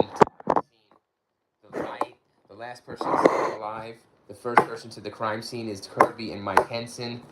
Fuck them. What's up with that? Cleaning up the crime scene. A red herring. That's what I wanted to mention. A red herring. They give a red herring here with the phone call. So I want to point that out.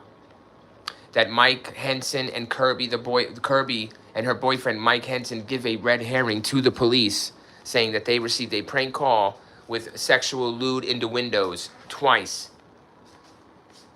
at the residence.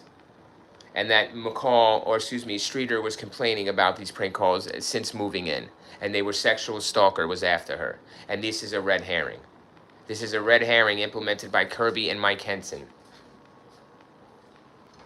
And that's what that is. And it throws the cops all off, doesn't it? We're onto this kidnapper, we're onto this abduction because of the phone calls. And the evidence of everything left behind like it was, right? Possibility. But really because of these people. The red herring is there with this prank phone calls, guys. What do you think of that? Possibility, right? So you have that to pursue, keep an eye on, and you know, like I said, the red herring was put there to throw the cops off of the trail of the real killers. Hence why you put it there. Conceal. You know, conceal identity. How do you get the bodies out? How do you transport?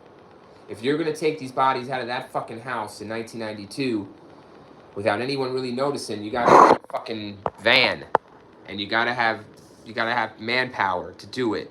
3 people, dead or alive. Very hard to transport. Very hard. Very hard. Especially in the middle of the night, someone could be free and run away. They got to be dead when they come out the house. Because you don't want them running away or screaming, y'all. They got to be tied up. They got to be restrained. There's nothing like that in the house. There's no signs of a struggle. No. There's shit's left behind in the house. What I'm thinking now is that they were lured outside somehow. Don't ask me the fuck how. The light. They broke the light. I don't know. They broke the light. They made some kind of noise, and they opened the door. And they got him outside. I don't fucking know. Because it's really strange that there's nothing. Or the person knew him. The person breaks the light to conceal identity. And then they go inside. And they do the deed or whatever they have to do. But see, they didn't do nothing inside. That's what the cops are saying. But this place was contaminated and cleaned. By people. By friends and family. So you got to take that into account, guys. 100% contamination. Possible murder scene inside the house. Possible assault inside the house. Possible struggle. By the time the cops got there, this place was cleaned, spotless by every friend and neighbor that walked through the home. 16 hours later. Whatever the fuck it was. All right? That's going to hurt. But there could have been, it takes place in the home, right? It takes place in the home. It takes place outside. I don't fucking know. I mean, you just don't take them out the house and take them somewhere. No. Not for money, guys. You don't take people nowhere unless it's for money. You don't take them 3 hostage like that unless it's for money. And this wasn't for money. There was no ransom note. Everything was left behind. There's $900 in cash and deposit check. Whatever the fuck is going on in here. There's jewels. You're not doing that for nothing but money. Heist. Pulling the money. This isn't a robbery gone wrong. They're saying, Henson and Kirby are saying that they got prank call, red herring here, saying that it was a sexual innuendos, that this person had a stalker, that Streeter possibly had a sexual stalker. Why would you red herring that and interject yourself into the investigation? It's wrong. It's wrong behavior. It's crazy. It's weird behavior. It's not right behavior.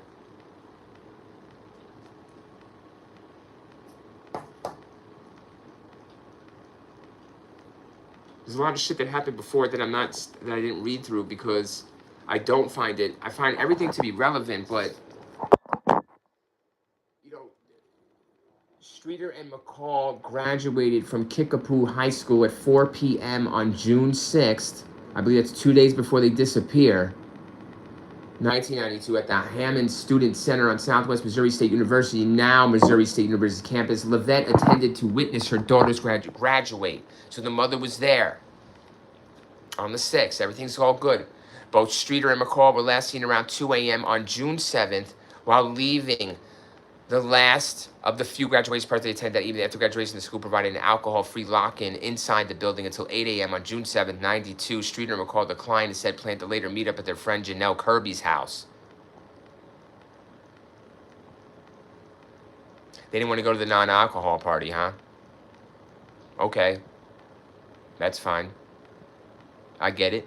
They wanted to go to Janelle Kirby's instead to party. Cool. She had liquor over there. Friend Janelle Kirby's house for party at their neighbors after finishing family dinners. Levette turned down an invitation to dinner with the Kirby family after the graduation ceremony. Okay. Really? She went home. She wasn't supposed to be home? She was home. Oh, fuck. What's going on? If she, Levette, wanted to get a hold of her daughter Susie, she knew exactly where to call, says Kathy Kirby, mother of Janelle. We had told her to call us if she needed to get a hold of Susie. Our phone did not ring one time.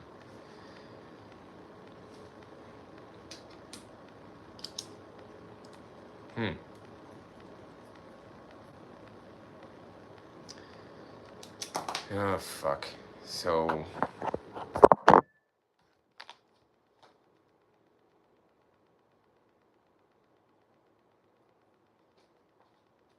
After having photographs taken with graduation cake and receiving a Cocker Spaniel puppy as a graduation present, McCall departed for Kirby's residence. Streeter also took photographs that evening at the Delmar residence with her friend Nigel Kenny. Before departing for the Kirby residence, following the party, the trio, Susie, Stacy, and Janelle, planned to drive down to Branson Motel, spend the night, and connect with friends the next morning at the water park, Whitewater. Told you they changed the plans, didn't end up going. McCall's mother went somewhere else. McCall's mother, Janice, advised against driving that night in fear of a car accident due to alcohol. Streeter promised to call Nigel Kenny on the morning of the 7th to meet at Whitewater. Stacy promised to call her mother.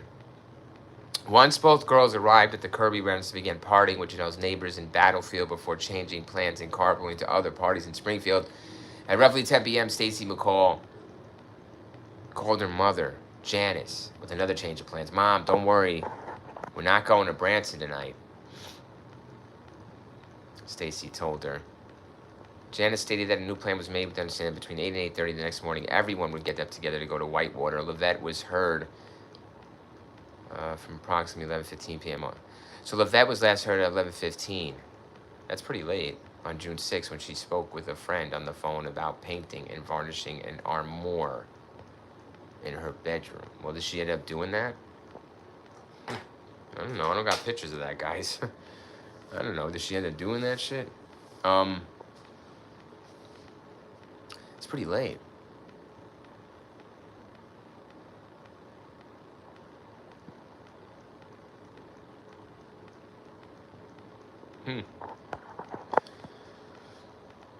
Oh gosh. Their last party at the residence of McCall's friend's house, Michelle Elder, was broken up at Springfield police. Oh my god. Fucking police are out there and around this shit. 1:50 a.m. By 1:50 a.m. before the trio of the girls returned to Kirby's house in Battlefield around 2 a.m. Elder stated at her party that she and McCall wanted to rekindle their friendship, so they made plans for Sunday.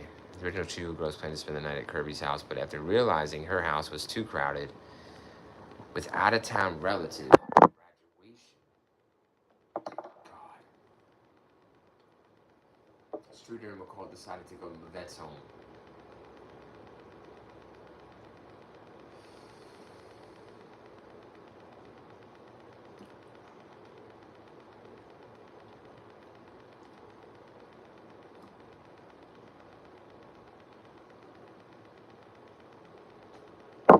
You know, June 7th, the following day, around 9 a.m., this Kirby and her boyfriend visit the house. They go to the house, all right? 9 a.m. they go. And the reason they're saying this is because they were worried. But we know that's their actions don't speak that. But this does, going to the house at 9. They got home around probably 2:30. To take some, right? So they were there at the house. They were drinking all that shit. Really leaves little time for this stuff to go down, you know? Very little windows, but she was worried. She's so worried that she didn't call the police.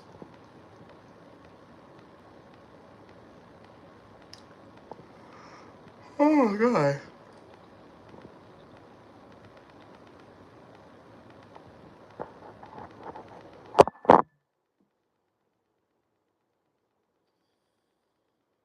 Oh Lord. Guys, I want you to listen to this quickly. So I thought this was strange too, but the Henson guy helped Kirby sweep the broken glass off the porch, which police later determined may have destroyed potential evidence.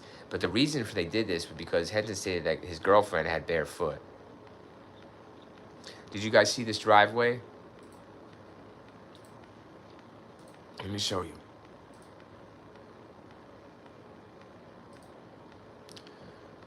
So if you look at the driveway, there's not going to be much glass because it's a small light. So he's acting like it's a big ass fucking glass all over the damn place. But look, you can just tell her to stand right here, you know. But he just stand there. Like, why are they even up there? Okay, they're going inside the house, but you know what I'm saying? That doesn't make sense to me. That she's barefoot. Look how hot it would be probably on the pavement. You know, like, what do you mean you're barefoot? Like, all right, then stand there. Just wait there for a minute. Let me sweep it up. But they both. How could they both sweep it up if she's barefoot? That's what I'm saying, right? It says, yeah, they're both barefoot. Wait, you know what I'm saying? How could she help sweep it up if she's barefoot then? That's what I'm talking about. The hypocrisy. What is this fucking statement? So, Henson helped Kirby sweep the broken glass off the porch. Because Henson stated he did this because Kirby was barefooted. But he helped her do it. So she did it anyways. So it defeated the whole purpose of sweeting. So it's a lie. It's a fucking lie. The reason for sweeping it is a lie. Because he said he helped her do it. right? Why would you help her do it? She shouldn't be doing it at all, guys. She's barefoot. That's the whole reason for you sweeping it away. They give the red herring, right? They tamper with the crime scene. They tell lies about why they tampered with the crime scene. They're the last ones to see them alive. They're the first ones at the crime scene. They never call the cops. They're in the house for hours. They're receiving so-called weird phone calls from a weird sexual stalker, red herring. And they tell the police that. They were so worried they shot over there but didn't call the police after seeing everything, guys. Henson helped Kirby sweep the broken glass off the porch. When the police asked him, "Why'd you do that?" Henson stated that he did this because Kirby, his girlfriend, was barefooted. Did you hear what I just said, though? They both swept the glass off the porch, even though she was barefooted. And the reason for sweeping it was that she was barefooted and would step in and get hurt. So why is she sweeping it off the porch? It should just be him sweeping it off the porch. You get it? That's a lie. So everything they're saying is a lie. The red herring they're putting in there with the phone call, it throws us all off. And that's what it's meant to do, and it does it really good. And then they tamper with the crime scene. They're the first at the crime scene. They're the first to tamper with it. They're the last to see them alive. They know McCall is going there too. They're the only ones that know McCall is going to switch plans and stay at the house. They know the light's there. They know that the light is there, that it's going to need to be broken. It's going to need to be altered so they can't be recognized as quick and push in. Where do they put the bodies? I don't fucking know. I'm not going there. Ground penetration radar, I don't know. But I'm saying is that who did it? You know, what makes sense, you know? This makes sense. More sense than an alien abduction. More sense than a sexual predator. Because they're putting the red herring of the sexual predator in there, guys. They're the ones telling the cops that it's a sexual predator. They're the ones doing the red herring. They're the ones doing the suspect that is a make-believe suspect. They're the ones controlling this whole thing. Like, what the fuck? Really good shit. Even with the girls, they're taking the girls to the parties. They're taking the girls around. They're telling, yeah, man, I'm on it. But you're asking me, how did they do it? Well, just think how they did it. That's all. I know. They waited till the girls went back home. That's all. And they sat around for a half hour. And then they went over there. What kind of car did they drive? I don't know. Did they have weapons? I don't know what was in the house. I didn't question these people. You know? But they should be investigated like everybody should be treated the same. But this is some bullshit. The red herring is implemented by these people. There's no word of a prank caller stalking Streeter. Only from Kirby. After this happens. To reinforce the phone call. The prank phone call. Really, you gotta have her number. It's really nuts. It's really too much. It's too much. It's too much to kill, kidnap, and then make prank phone calls hours. This person is like fucking super duper killer. One of the greatest killers in Missouri history over here, guys, able to do all this. It's somebody that was close, somebody that was more than one person, somebody that knew them, somebody that wanted something from them, and somebody that knew that McCall was going to be there too. Was not surprised by McCall being there. There was no struggle. Everything's left. Yeah, it could be cunning. It could be by cunning, by scheme. More than likely. The mother's collateral. And I always hold to that. I always hold, more than likely, the mother was collateral. Because you're either saying that the mother's the target or the girls are the target. Or, you know, the target. And the rest is collateral damage.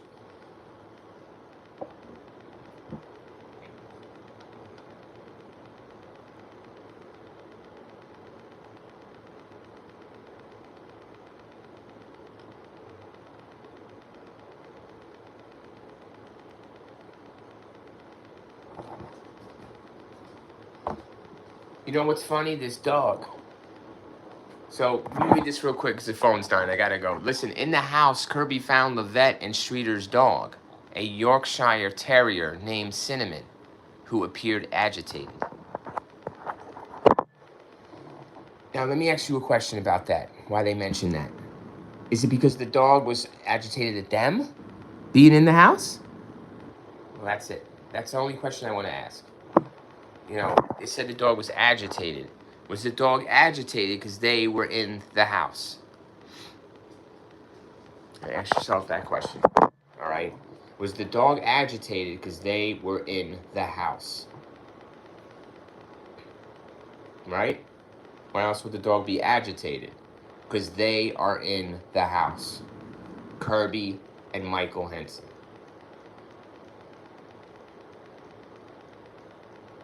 Yeah.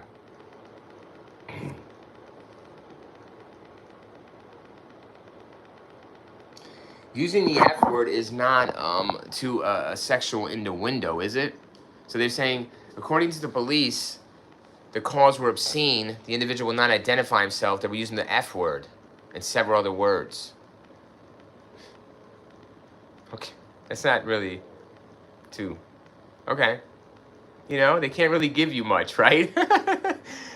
They're trying hard, Kirby and Henson here. They're trying real hard to give things, but yeah.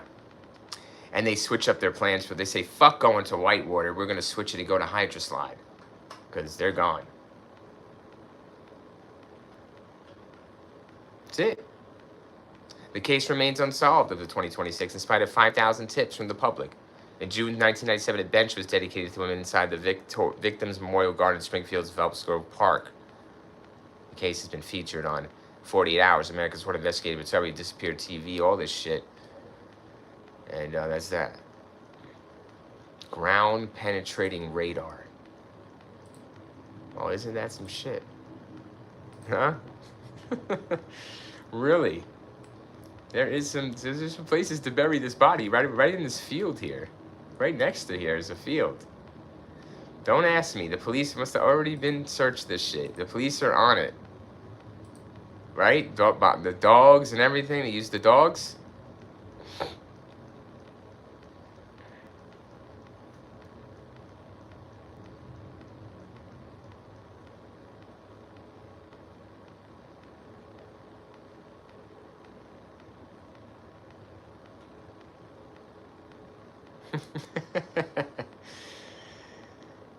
I'm sorry. I'm laughing because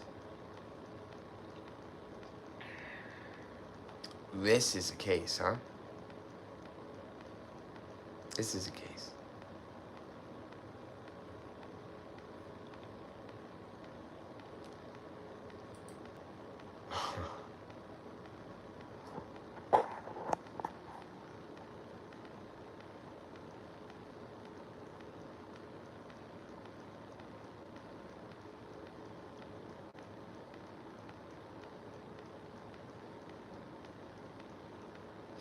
Susie always, this is a person on Reddit, all right? Susie always made the effort not to block her mother in, so Cheryl could have parked the car for, well, I don't know the fuck, Cheryl, fuck her daughter. Anyways, I don't think anything nefarious happened until after the girls were already home and had prepared for bed. Now he's saying, note that the bulb at the front door is intact. The heavy globe, I remember I told you there's like a, yeah, heavy glass around it, is what's busted against a cemented porch and shattered. I had this February globe for many years, and the screws loosened. Yeah, I know. That hold it snug around the light bulb with time. I could count on how many times smashed globes when my boys slammed the door a bit too rough.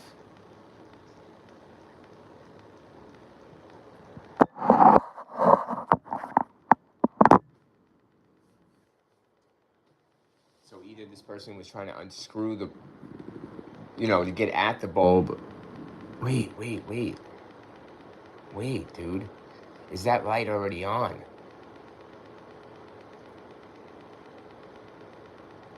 Listen, everybody. If the light's fucking on, that's the light's on.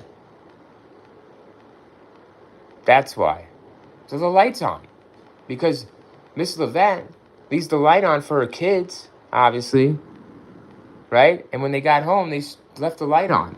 So, yeah, the light's on. The light's on. Right? The light's on. That's all. That's why the light's broke. Because it's off. So the light was on. And someone turned it off. Yeah. Yeah.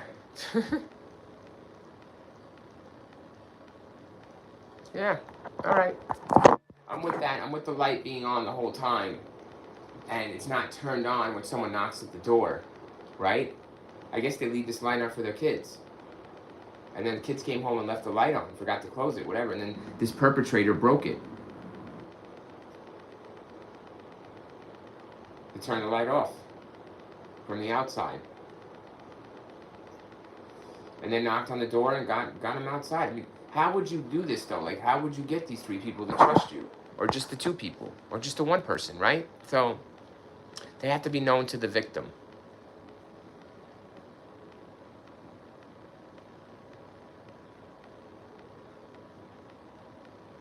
Ooh, this person's interesting. I don't see any mystery in this case.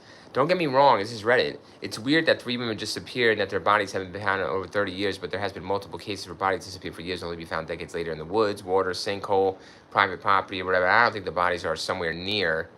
I do think the bodies are somewhere near. Possibly on a private property. The police doesn't have access to investigate. It's obvious that the women were kidnapped under gun force. I think Susie was the target, and Stacy and Sharon, the mom, were just at the wrong place at the wrong time. 90% of the time, the perpetrator can be found in close link to the victims. Yes, I told you who it was, the red herring.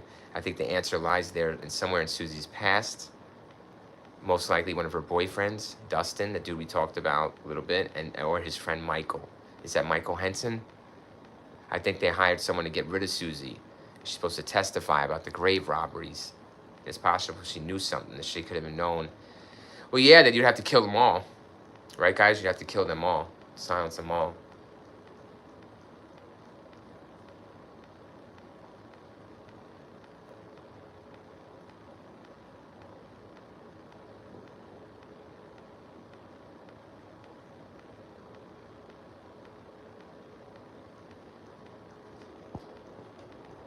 See, what you gotta understand, what you have to really decipher is who is the intended target, right? And then you would definitely find out more about the killer and who he was.